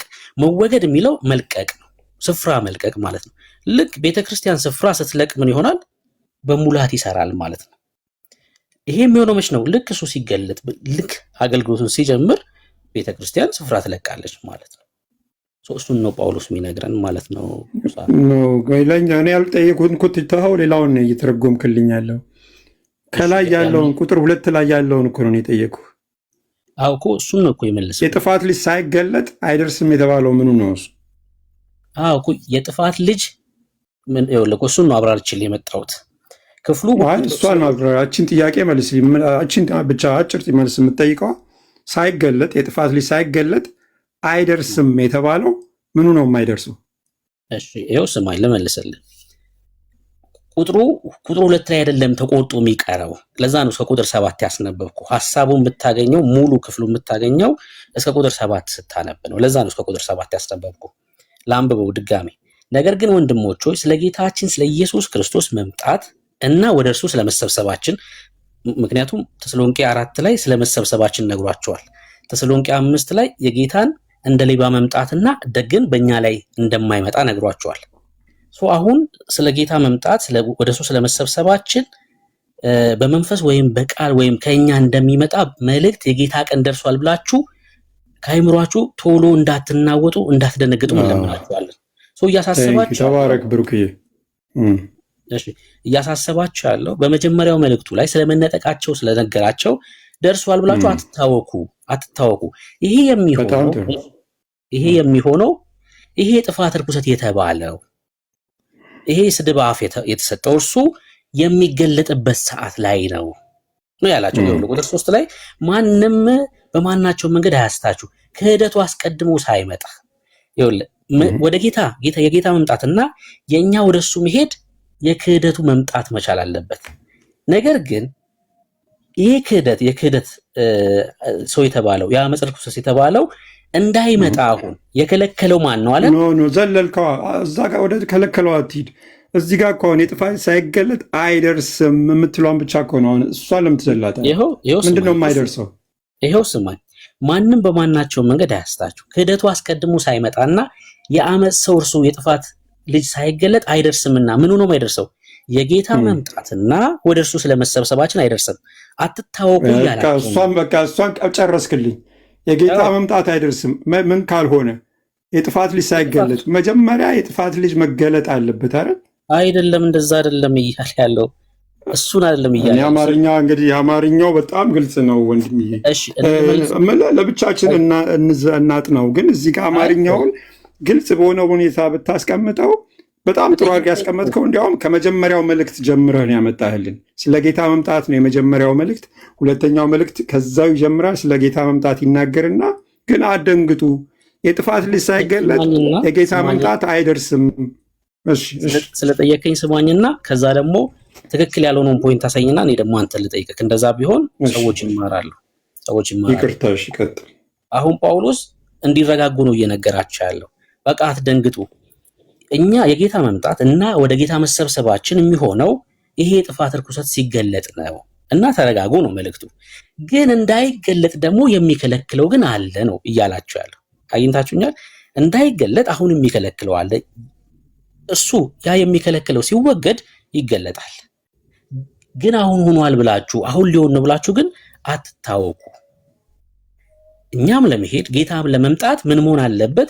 ይሄ ክህደት የተባለው የጥፋት ርኩሰት መገለጥ አለበት። ያ ጊዜ መፈጸም አለበት። አሁን ግን ይኸውላችሁ እንዳይፈጸም አሁን እንዳይገለጥ እሱ ያው የታወካችሁበት ነገር እንዳይፈጸም ግን እየከለከለው አካል አለ እያላቸው ነው ጳውሎስ። ያ የከለከለው አካል ግዴታ መሄድ አለበት። የከለከለው አካል ደግሞ ለመሄድ የአሕዛብ ሙላት መሆን አለበት ወገኖች አይደል? ሮሜ መጽሐፍ ምዕራፍ 11 የአሕዛብ ሙላት መሆን አለበት የከለከለው አካል ከመንገድ እንዲለቅ። አሁን የተናገርኩት ትክክል ካልሆነ እዚህ ጋር ትክክል አይደለም በለኝና ደግሞ እኔ ደግሞ አንተ ልጠይቅ የአንተን መረዳት እንድናቀው።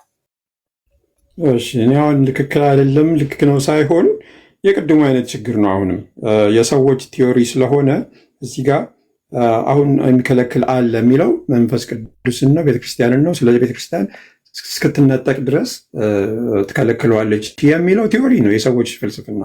እዚህ ጋር ምንም እንደዛ ያንተን ንገረን። አሁን እኔ ተናግሬ የለ።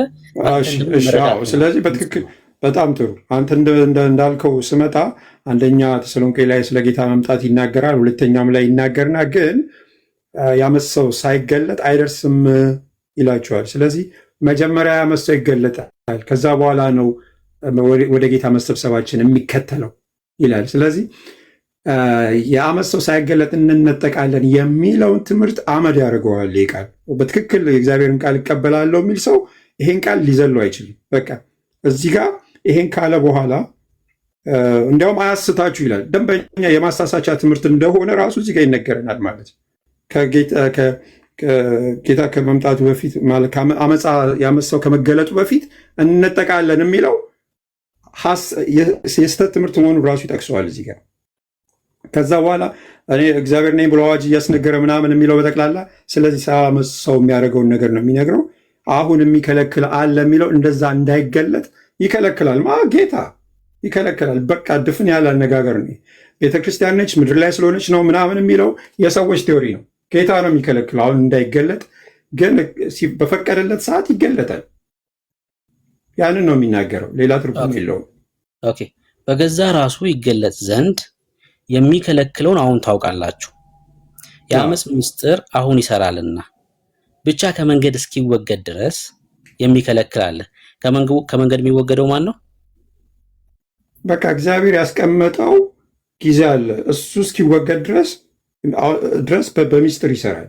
ያ ሲወገድለት ግን ተገልጦ ይሰራል በስልጣን። ኦኬ፣ ከመንገድ የሚወገደው ጊዜ ነው ማለት ነው። ራሱ ጌታ ያስቀመጠው ጊዜ አለ ማለት የገደበው በምን እንደሆነ አናውቅም፣ ግን ጌታ ያዘዘው ነገር ነው የሚሆነው። ሰይጣን ራሱ የሚሰራው ጌታ በፈቀደለት ጊዜ ነው። ሳይፈቅድለት ምንም ነገር አይሰራም።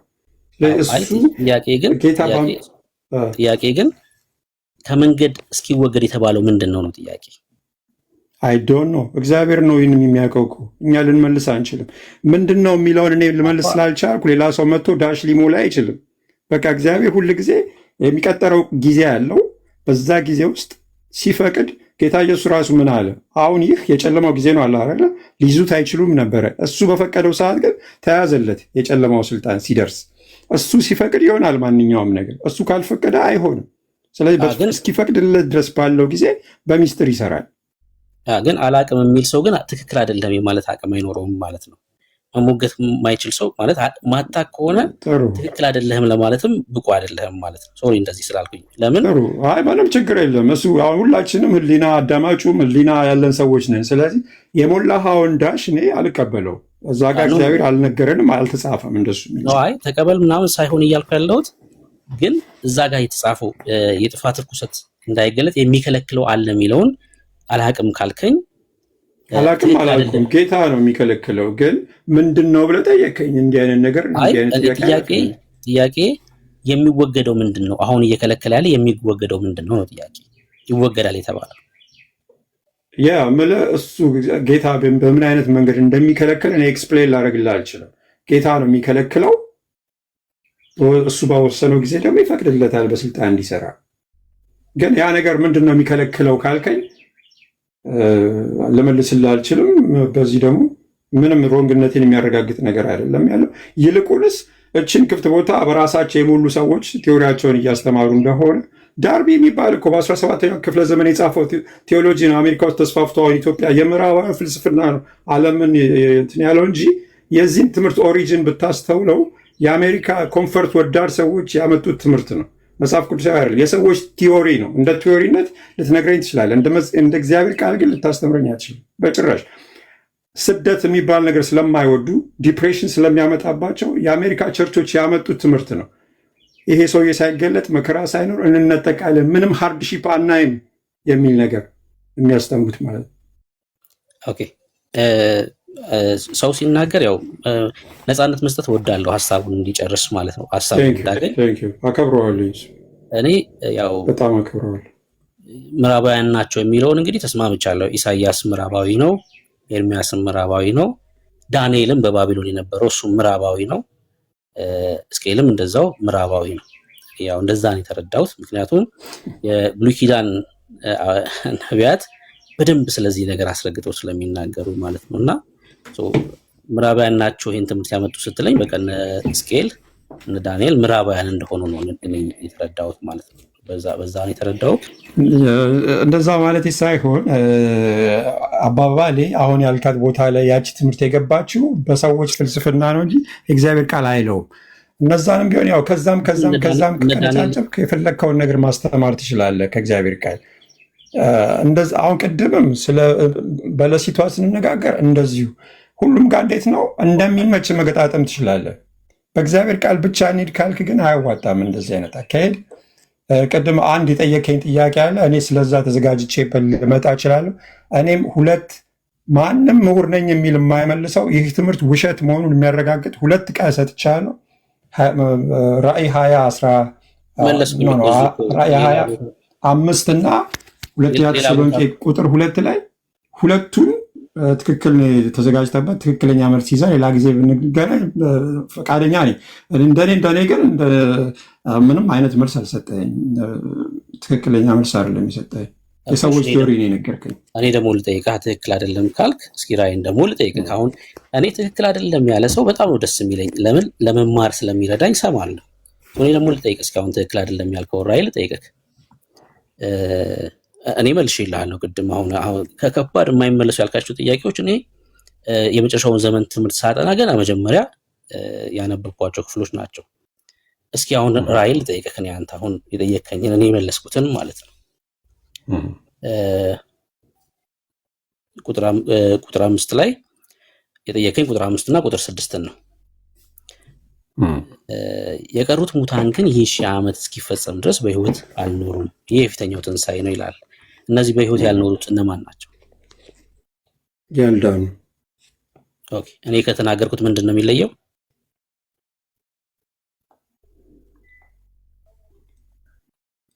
አሁን የመለስከው የሚለይ ምንም ቲንክ በዛ ምንለያይ አይመስለኝም። እሺ፣ በፊተኛው ትንሣኤ እድል ያለው ብፁዕና ቅዱስ ነው ይላል። ይሄንን መልስልኝ። የዳኑ ማለት የፊተኛው ትንሣኤ በቃ ጌታ ሲመጣ የሚነጠቁ የሚነሱ ከሙታን የሚነሱ ብፁዓን ናቸው። እሺ፣ እኔ ከመለስኩት በምንድን ነው የሚለየው?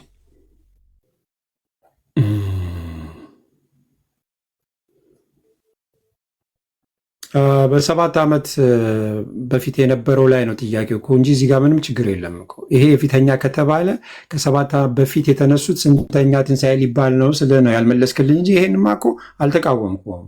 በቃ ይነሳሉ። እኔ ከመለስኩት ልዩነቱ ምንድን ነው? እሱን ነገር ምንም የለውም። እሺ፣ ምንም የለውም። ታዲያ ተመሳሳይ ከሆነ የመለስ ነው። ከ7 ዓመት በፊት ያለው አስተምሯችሁን ነው እኔ ቻሌንጅ እያደረኩ ያለሁት ብሩክ። አይ ራእይ መጽሐፍ ላይ ይሄን አይደለም። ራእይ መጽሐፍ ነው። አሁን ይሄ ፊተኛ ትንሣኤ ከተባለ የ1000 ዓመት ዘመን ፊተኛ ትንሣኤ ከተባለ የኋለኛው ከ7 ዓመት በፊት የነበረው ትንሣኤ ምንድን ነው ስልህ እሱ የህይወት ትንሣኤ ነው አልከኝ። የህይወት ትንሣኤ የሞት ትንሣኤ ብሎ ልዩነት የለም። ትንሣኤ ነው። ከሙታን ከቀብር ከተቀበሩበት የሚነሱበትን ትንሣኤ ነው አልኩህ። ይሄንን በቃ በትክክል እንዳልከው የእግዚአብሔርን ቃል ለመማር ፈቃደኛ ከሆንክ በቂ መልስ ነው ብለን የምትቀበሉ አይመስለኝም። እሺ፣ የህይወት ትንሣኤ የሚባል የለም ማለት ነው። አሁን እሱን እኮ መጽሐፍ አለ።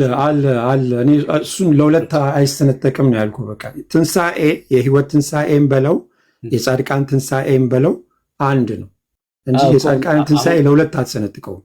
አሁንም እኮ አልተሰነጠቀም። ይኸውልህ ትንሣኤ 2 ነው። አንድ የጻድቃን ትንሣኤ ነው ወይ ደግሞ የህይወት ትንሣኤ ነው። ሁለተኛው ደግሞ የሞት የፍርድ ትንሣኤ ነው ያለው። በቃ ነገር ግን ስለዚህ ከ7 ዓመት በፊት የተነሱት የፍርድ ትንሣኤ ነው የለም። በቃ ለፍርድ የሚነሱት 1000 ዓመቱ ካለቀ በኋላ ነው። ምንም ለፍርድ የሚነሳ የለም። አሁን ለፍርድ የምትነሳው እና ያችኛዋን ለምን አትመልስልኝም ታዲያ? ከ7 ዓመት በፊት የሚለው ትምህርት ነው። አሁን ቻሌንጅ እያደረኩ ያሉት በጠቅላላ አይደለም እኮ ከ7 ዓመት በፊት ትንሣኤ አለ ካላችሁ ይሄኛው ፊተኛው ትንሣኤ ከተባለ የ7 ዓመት በፊት ያለው የህይወት ትንሣኤ ነው። ይሄ ነው በጣም ግራ አጋቢ መልስ። ይሄው እኮ በጣም ግራ አጋቢ ነው። ምን ነው ግራ አጋባ? እዚህ ጋር ግራ አጋባኝ ብለኛ ምን ችግር አለው? ከ7 ዓመት በፊት ያለው ትንሣኤ ከመቃብር የሚወጡት የፊተኛ ትንሣኤ የህይወት ትንሣኤ ነው። ከ7 ዓመት በኋላ ደግሞ 1000 ዓመት ሲጀመር ፊተኛው ትንሣኤ ነው እያልከኝ ያለው እኮ። ይሄ ይኸውልህ የህይወት ትንሣኤ የፊተኛው ትንሣኤ ማለት የህይወት ትንሣኤ ነው። የህይወት ትንሣኤ ነው እኮ 2 ትንሣኤ ነው ያለው አልኩህ። አንደኛው የፍርድ ትንሣኤ ነው 1000 ዓመት ሲያልቅ የሚሆን ነው አልኩህ። የፊተኛው ትንሣኤ ማለት ደግሞ ጌታ ክርስቶስ ኢየሱስ ሊነግስ ሲመጣ ቤተክርስቲያን በስውር ስትወሰድ የሚሆን ነው። በሁለት ጊዜ ሆነ ማለት 2 የተለያየ ትንሣኤ አለ ማለት አይደለም። ቅድም እኮ እሱን እኮ የመለስኩልህ። እነዚህ በተለያየ ጊዜ የሆኑ ትንሣኤዎች የህይወት ትንሣኤ ናቸው። ወይ ደግሞ የንግስና ዘመን ውስጥ የሚገቡት ትንሣኤ ነው አልኩህ እኮ። ኦኬ እነሱ ብላ በፕሉራል ነገርከኝ አይደል? ቴንክ ዩ እየተግባባን ነው። ሁለት ትንሣኤዎች ናቸው ስትል ጌታ ከመምጣቱ በፊት ከ7 ዓመት በፊት አንድ ትንሣኤ አለ፣ የጻድቃን ትንሣኤ። ከ7 ዓመት በኋላ ደግሞ 1000 ዓመት ሲጀምር ሌላ የጻድቃን ትንሣኤ አለ። ሁለት ትንሣኤዎች ናቸው አይደል? እሺ ቤተ ክርስቲያን ስትወሰድ በስውር ነው ወይስ በግልጥ ጌታ ይታያል ጌታ? እሱን ለሁለት የሚሰነጥቀው የ7 ዓመቱ ትምህርት ነው። አይ አንተ ነው በሚስጥር የሚባል ነገር የለም። በቃ ጌታ ሲመጣ አይን ሁሉ ያየዋል ነው የሚለው። በግልጽ ነው የሚመጣው። ያኔ ነው የምትነጠቀው። እኔ የጠየቁህ ጌታን በአየር ላይ ቤተክርስቲያን ስትቀበለው ሁሉም ያዩታል። በአየር ላይ ያለ ጌታ አይን ሁሉ ያየዋል። በአየር ላይ ማለት ነው። ሲመጣ አይን ሁሉ የመለከቱን ድምፅ የሚሰማሉ ማለት ነው። ሙታን ማለት በክርስቶስ ያላመኑ ሰዎች የመለከቱን ድምፅ ይሰማሉ።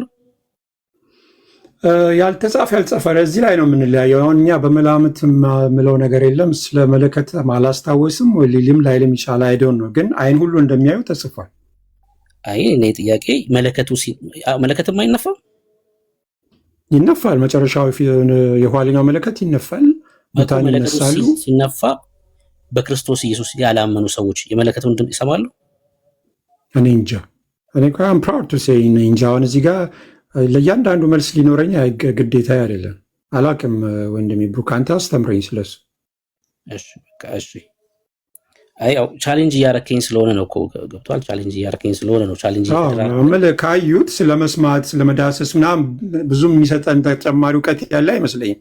ኢየሱስ ሲመጣ በሚስጥር ይመጣል የሚለው ትምህርት የውሸት ትምህርት ነው። በግልጽ ነው የሚመጣው። ችግሩ ትከሳለህ እንጂ ስትጠይቅ እኮ አትመልስም። አሁን እኮ አስቸጋሪ የሚሆነው የውሸት ብለህ ትከስና ከዛ ስትጠይቅ ግን ግዴታ ሁሉንም መመለስ አይጠበቅብኝም ትለኛለህ። እሱ አስቸጋሪ የሚያደርገው እኮ እሱ ነው ውይይታችን። አይ ቲንክ አስቸጋሪ ያደረገው የሌሉ ዲቴይሎችን እየጠየቀኝ ነው። አይን ሁሉ ያየዋል ስልህ ይሰማሉ ይሰማሉ ብለው ይዳስሳሉ ልትለኝ ነው። እነሱ ምን እንደሚረዱ አላውቅም። አሁን ስለ ጌታ በግልጽ መምጣትና በሚስጥር ሮሜ መጽሐፍ ምዕራፍ 11 እስራኤል ሁሉ ይድናል ይላል። ይላል። መች ነው የሚድኑት? በፍጻሜ ዘመን መጨረሻ ዓመት ላይ መጨረሻ በቃ ከፊታችን ማለት ጌታ ከመምጣቱ በፊት ነው የሚድኑት። ሲመጣ እነሱን ሊያድናቸው ነው። ቅድም አንብበዋል አንተ መሰልክ ወይ ኤርሚያስ ዘካርያስ ላይ ጠቅሰህልኛል። ሊያድናቸው ይመጣል። መጨረሻ ላይ ይመለሳሉ። የካዱትን መሲህ ይቀበላሉ። የመጨረሻ ጭንቅ ውስጥ ሲገቡ እነዛ የሚመለሱ እስራኤላን ይድናሉ። ኖ ሲመጣ ስትል የሚድኑት ጌታ ወደ ምድር ከመጣ በኋላ ነው የሚድኑት። ሊያድናቸው ነው አክቹዋሊ የሚመጣው። እንዲያው ካዩት በኋላ ነው አይደለም። ይድናሉ፣ ያለቅሳሉ ይላል። በቃ የወጉትን ያዩታል ይላል። እና በዛ ጊዜ ጥያቄ መቼ ጊዜ ስለሆነ ጌታ እግሮቹ ደብረ ዘይት ተራራ ላይ ሲረግጥ ሲመለከቱት ነው የሚድኑት ወይስ ከመምጣቱ በፊት ነው የሚድኑት? ከመምጣቱ በፊት። ምክንያቱም ከሚገቡበት የሚቀበሉት የክርስቶስ ተቃዋሚ ራሱ ትክክለኛው መሲህ እንዳልሆነ ሲረዱ እውነተኛው የገደሉት የካዱት ኢየሱስ እሱ እንደነበረ መሲያቸው ሲረዱ ሊያድናቸው ይመጣል እና የንስሐ ጊዜ ይኖራቸዋል ማለት ነው። አንቲክራይስት በሚገለጽበት ሰዓት ነው የሚድኑት ማለት ነው። እነሱ ተገልጦ እነሱ ሊጨርሳቸው ሙሉ ለሙሉ ከምድረ ገጽ ሊያጠፋቸው ሲል እነሱ ሊታደጋቸው እንደሚመጣ ተጽፏል። መታደግ ሳይሆን እኔ ስለመዳን ሊታደጋቸውማ ይመጣል እኮ። ትክክል እኮ ነህ። ለምን የጎግ ማጎግ ጦርነት ስላለ ያን ጦርነትም ዊን የሚያደርገው ራሱ ጌታ ነው፣ የሚያሸንፍላቸውም ጌታ ነው። ስለሱ ሳይሆን እያልኩ ያለሁት በሱ የሚያምኑት በየትኛው ሰዓት ነው ነው። በመጨረሻው እንዳልኩ ከፍተኛ እልቂት ውስጥ ይገባሉ። አሁን ከፊታችን ያለ ትንቢታውን እዛ ላይም እንደተጻፈልን በየትኛው ቃል መሰረት ዘካርያስ 12 ላይ ይዋጋላቸዋል እጋደልላቸዋለሁ የሚለው ትንቢት አለ። ሕዝቅኤል 38 ላይም እንደዚሁ በእስራኤል ዙሪያ እንደሚሰፍር ይናገራል እና በመጨረሻው ዘመን ላይ እነሱን ለማጥፋት የዓለም ሕዝብ ሁሉ እንደሚተባበር ይናገራል። ጦርነቱ አሁን 12 እስቄላው ስለ ጎግ ማጎግ ጦርነት ነው። የሮሽ የተባለው ሊደር ከዛ ጎግ የተባለው ሊደር ማጎግ የተባለው የሩሲያ ምድር ምናምን እነሱ ይመጣሉ እኮ ለጦርነት እነ ፉጥ እነ ሊቢያ ማለት ናቸው ይመጣሉ። እኔ ግን በየትኛው ሰዓት ነው ጌታን የሚቀበሉት ስለሆነ ጥያቄ እሱን የሚያሳየውን ጥቅስ ንገረኝ። ዘካርያስ 12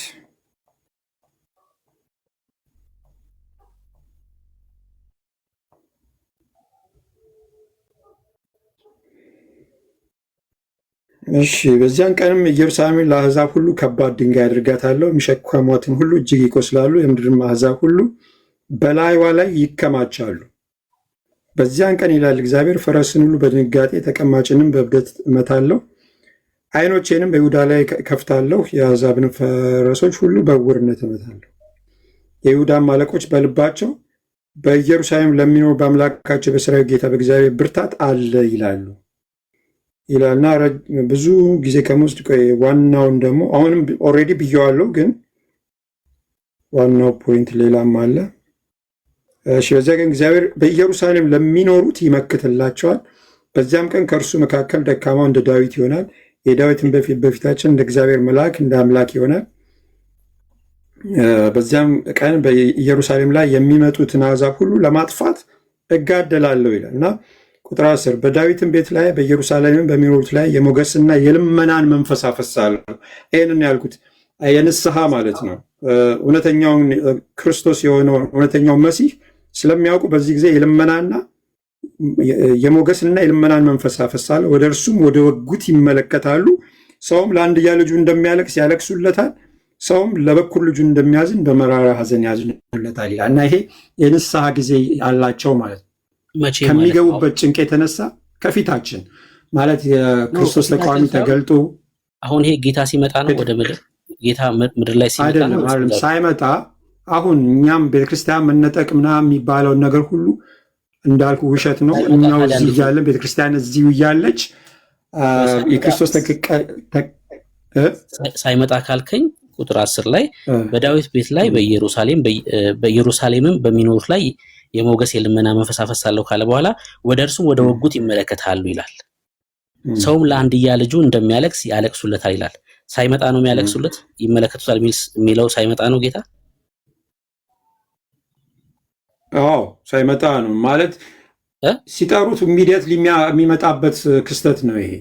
ሲያምኑና የልመናና የሞገስ መንፈስ አፈሳለሁ ሲል በዛ ሰዓት ወደሱ ሲመለሱ ኢሚዲየት ጉዳይ ነው። በዛ ሰዓት የሚመጣበት ጊዜ ያው ኢሚዲየት ነው ማለት ነው የሚሆነው።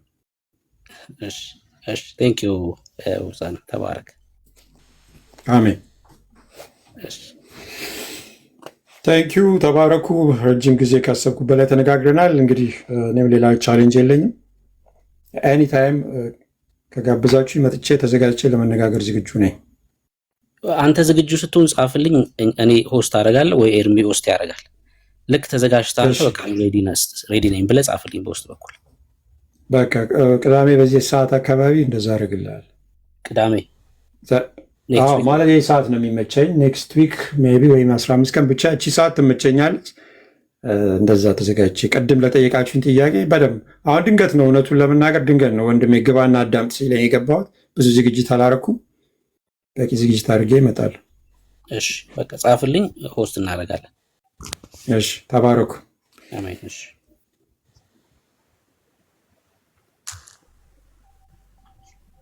እሺ ቀጥሉ ወገኖች።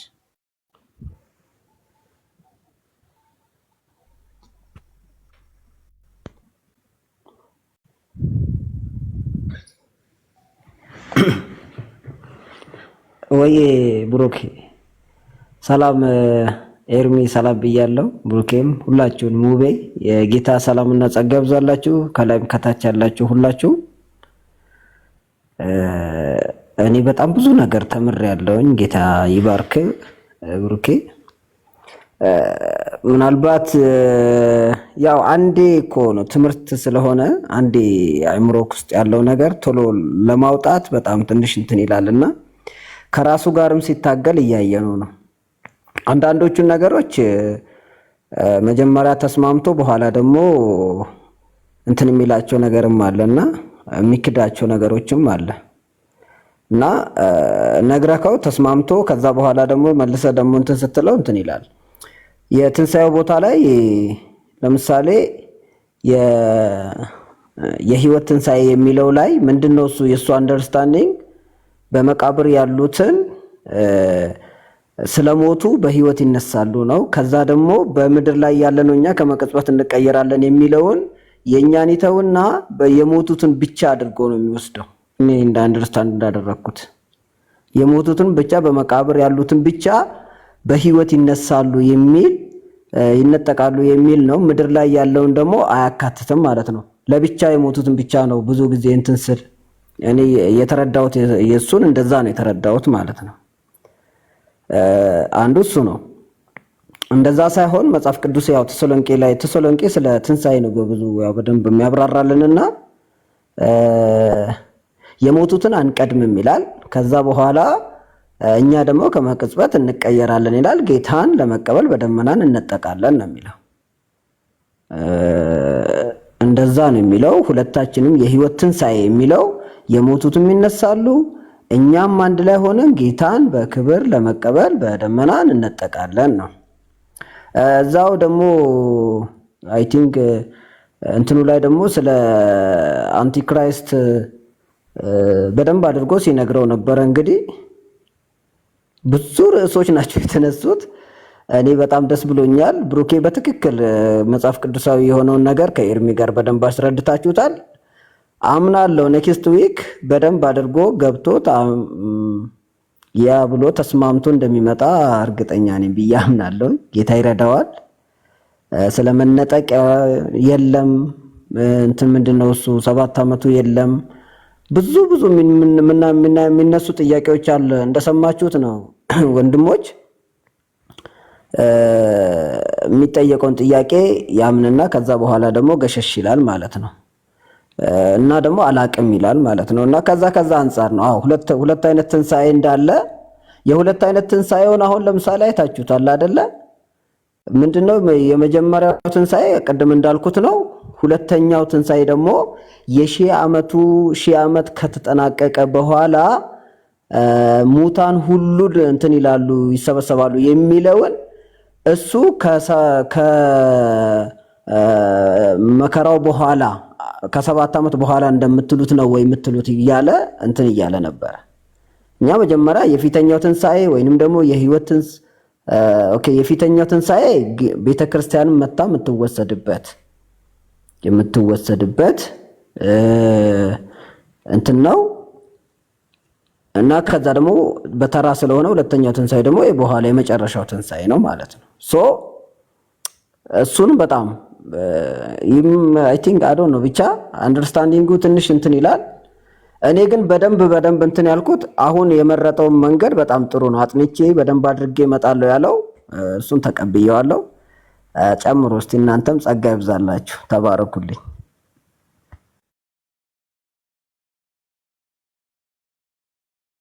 ነው ወርጃለሁ። እኔ ማረጋገጫ ብቻ አለኝ አለ መተሃል። ኦኬ እሺ።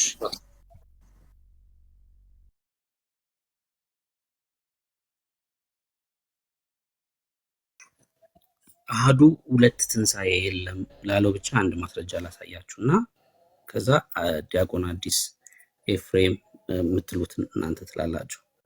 2 ትንሣኤ አለ፣ በሚገባ 2 ትንሣኤ አለ። አሜን ተባረኩ። 2 ትንሣኤ አለ። ለምሳሌ ራዕይ መጽሐፍ ምዕራፍ 20 አንድ ትንሣኤ አለ አይደል? ራዕይ መጽሐፍ ምዕራፍ 20 ላይ ላሳያችሁ። ራዕይ መጽሐፍ ምዕራፍ 20 ቁጥር 6 ላይ እንደዚህ ይላል። አስተውሉ በደንብ። በፊተኛው ትንሣኤ 2 ትንሣኤ ነው ያለው። በፊተኛው ትንሣኤ እድል ያለው ብፁዕና ቅዱስ ነው፣ ሁለተኛው ሞት በእነርሱ ላይ ስልጣን የለውም ይላል። በፊተኛው ትንሣኤ እድል ያላቸው ሰዎች ላይ ሁለተኛው ሞት አቅም የላቸውም ይላል። እሺ የፊተኛ ትንሣኤ አለ ማለት ነው። የፊተኛው ትንሣኤ ላይ አቅም የሌለው ምንድን ነው? ሁለተኛው ሞት አቅም የለውም፣ በእነርሱ ላይ ስልጣን የለውም። ሁለተኛ ሞት የተባለው ምን እንደሆነ አሳያቸዋለሁ ከታች። ዳሩ ግን የእግዚአብሔርና የክርስቶስ ካህናት ይሆናሉ፣ ከእነርሱም ጋር ይህን 1000 ዓመት ይነግሳሉ። በፊተኛው ትንሣኤ እድል ያለው ብፁዕና ቅዱስ ነው። ሁለተኛው ሞት በእነሱ ላይ ስልጣን የለውም። ሰው በክርስቶስ ኢየሱስ ያመነ ማለት ነው ወደ ፍርድ አይሄድም። በቃ ክብር ለኢየሱስ ይሁን። በቃ ትምክህታችን ኢየሱስ ነው ስንል እኮ ይሄን ነው እኮ እያልን ያለ ነው። ሰው በክርስቶስ ኢየሱስ አያችሁ ስራ አያድንም ስንል የሆነ የኛ ልፋት አያድንም ስንል ምን እያልን ያለ ነው?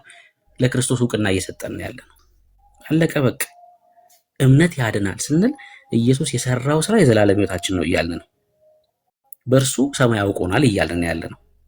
ከዛ ይኸውላችሁ ቁጥር 11 ላይ ታላቅና ነጭ ዙፋን በእርሱም ላይ የተቀመጠውን አየው ይላል። ምድርና ሰማይ ከፊቱ ሸሹ፣ ስፍራም አልተገኘላቸውም። ሙታንንም ታናናሾችና ታላላቆችን በዙፋኑ ፊት ቆመው አየው አለ። ምንድናቸው? ሙታን ናቸው። ታናናሽና ታላላቅ በዙፋኑ ፊት ቆመው አየው።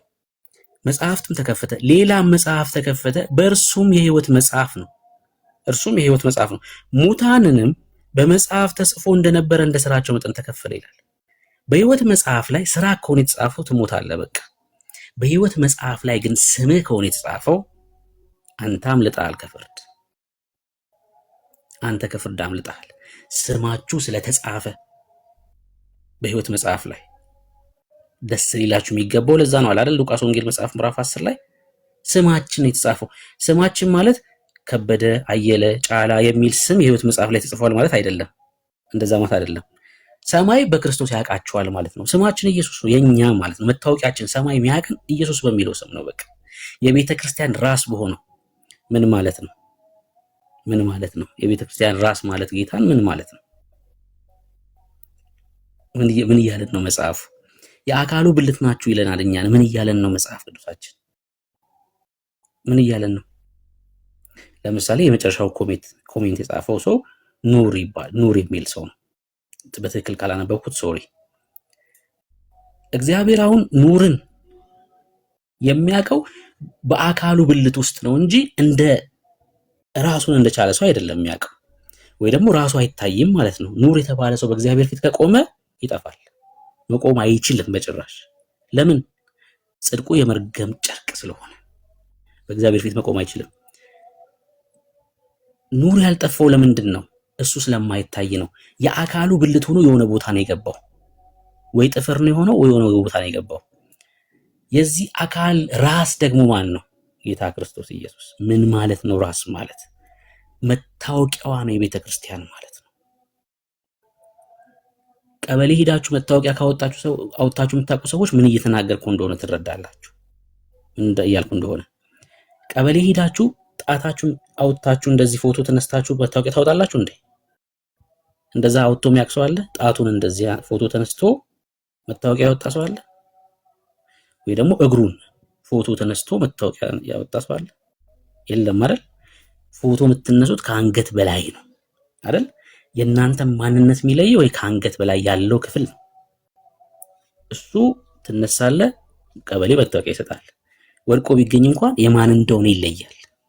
የቤተ ክርስቲያን ራስ የሆነው ደግሞ ማን ነው? ጌታ ኢየሱስ ክርስቶስ። መታያዋ ነው ማለት ነው ኢየሱስ ክርስቶስ። ለዛ እኮ ነው ቤተ ክርስቲያን ነውር አልባ የሆነችው እኮ። ለዛ ነው ነውር አልባ የሆነችው እኮ ቤተ ክርስቲያን ኃጢአት ስላልሰራች አይደለም እኮ፣ ስላልወደቀች እኮ አይደለም። ራሷ ኢየሱስ ስለሆነ ነው። ነውር አልባ የሆነ ራስ ስላላት ነው ነውር አልባ የሆነችው ኢየሱስ ቤተ ክርስቲያን። ሰምታችሁኛል? ነውር አልባ የሆነ ራስ ስላላት ቤተ ክርስቲያን ነውር አልባ ናት። ምን ይላል ኤፌሶን 1:4 ላይ? በፊቱ ነውር አልባና ቅዱስ እንሆን ዘንድ በክርስቶስ ኢየሱስ መረጠን ነው የሚለው። በማፊት በእግዚአብሔር ፊት ምን ነውር አልባና ቅዱስ ነን። ታዲያ የቤተኛው ስራችን ነው እኛ ነውር አልባ የምንሆነው? ጽድቃችን እንኳን እግዚአብሔር ፊት የሚያቆመን አይደለም። በክርስቶስ ግን ነውር አልባ ነን በእግዚአብሔር ፊት። አያችሁ፣ እግዚአብሔር የሚያቀን እኛን በማን ነው ማለት ነው? በክርስቶስ ኢየሱስ ነው የሚያቀን። አያችሁ፣ መልካችን ነው። የቤተ ክርስቲያን ውበት ኢየሱስ ክርስቶስ ነው። መታወቂያዋ ነው ማለት ነው። በሕይወት መጽሐፍ ላይ ስምህ ተጽፏል ማለት የአካሉ ብልት ሆነህ ገብተሃል ማለት ነው። ተገጥመሃል ማለት ነው። እና እግዚአብሔር ሲመለከት ቤተክርስቲያንን ልጁን ነው የሚያየው። ነውር አልባ ይላል እግዚአብሔር። የኔ ይላል የኔ ይላል። ለምን ልጁን ነው የሚመለከተው ቤተክርስቲያን ላይ። እዚህ ላይ ግን ምን ይላል? እንደየስራቸው መጠን ተከፈለ ይልና ባህርም በእርሱ ውስጥ ያሉትን ሙታን ሰጠ። ከዛስ ሞትና ሲኦልም በእርሱ ዘንድ ያሉትን ሙታን ሰጠ ይልና እያንዳንዱም እንደ ስራው መጠን ተከፈለ። ሞት ነው ክፍያቸው። ሞትና ሲኦልም በእሳት ባህር ውስጥ ተጣሉ። ይህ የእሳት ባህር ሁለተኛው ሞት ነው ይላል። ሁለተኛው ሞት ነው ይሄ የእሳት ባህር። ቅድም ቁጥር 6 ላይ ሁለተኛው ሞት በብፁዕና በቅዱሱ ላይ ስልጣን የለውም ብሎናል አይደል? ይሄ የእሳት ባህር ሁለተኛው ሞት ነው። በሕይወት መጽሐፍ ተጽፎ ያልተገኘ ማንኛውም ሰው በእሳት ባህር ውስጥ ተጣለ ይላል። በሕይወት መጽሐፍ ላይ ካልተጻፈ ስምህ ወደ እሳት ባህር ተጣለ። ክርስቲያን እዚህ የፍርድ ዙፋን ፍርድ ፊት አይቆምም። የነጩ ዙፋን ፍርድ ፊት ክርስቲያን የለም። እኛ በክርስቶስ ወንበር ፊት ነው የምንገለጠው። እንደየስራችን አክሊል ማለት ነው። እሱ የዘላለም ሕይወት አይደለም፣ ደሞዝ ማለት ነው። እንደየስራችሁ መጠን ከዛ ደሞዝ ይከፈላችኋል። ደሞዛችሁን ካገኛችሁ የክብር ዕቃ ትሆናላችሁ። ደሞዝ አልባ ከሆናችሁ ደግሞ የክብር ያልሆነ ዕቃ ማለት ነው በእግዚአብሔር መንግስት ውስጥ። እንደየስራችን መጠን እንደ አገልግሎታችን እግዚአብሔር ይከፍለናል። የዘላለም ሕይወት ግን ጌታ ክርስቶስ ኢየሱስ ነው። ሁለቱም ትንሣኤ ይነግረናል። የሞት አለ፣ የሞት ትንሣኤ፣ ለፍርድ የሆነ ትንሣኤ፣ የህይወት ትንሣኤ አለ። ደግሞ በክርስቶስ ኢየሱስ ላመኑ ሰዎች የሆነ ትንሣኤ አለ። መጽሐፍ ይህን በደንብ ይነግረናል። ተባረኩ። አዲስ ቀጥሉ። ዲያቆን አዲስ ካላችሁ ካልተኛችሁ ረጅም ሰዓት ያዘን።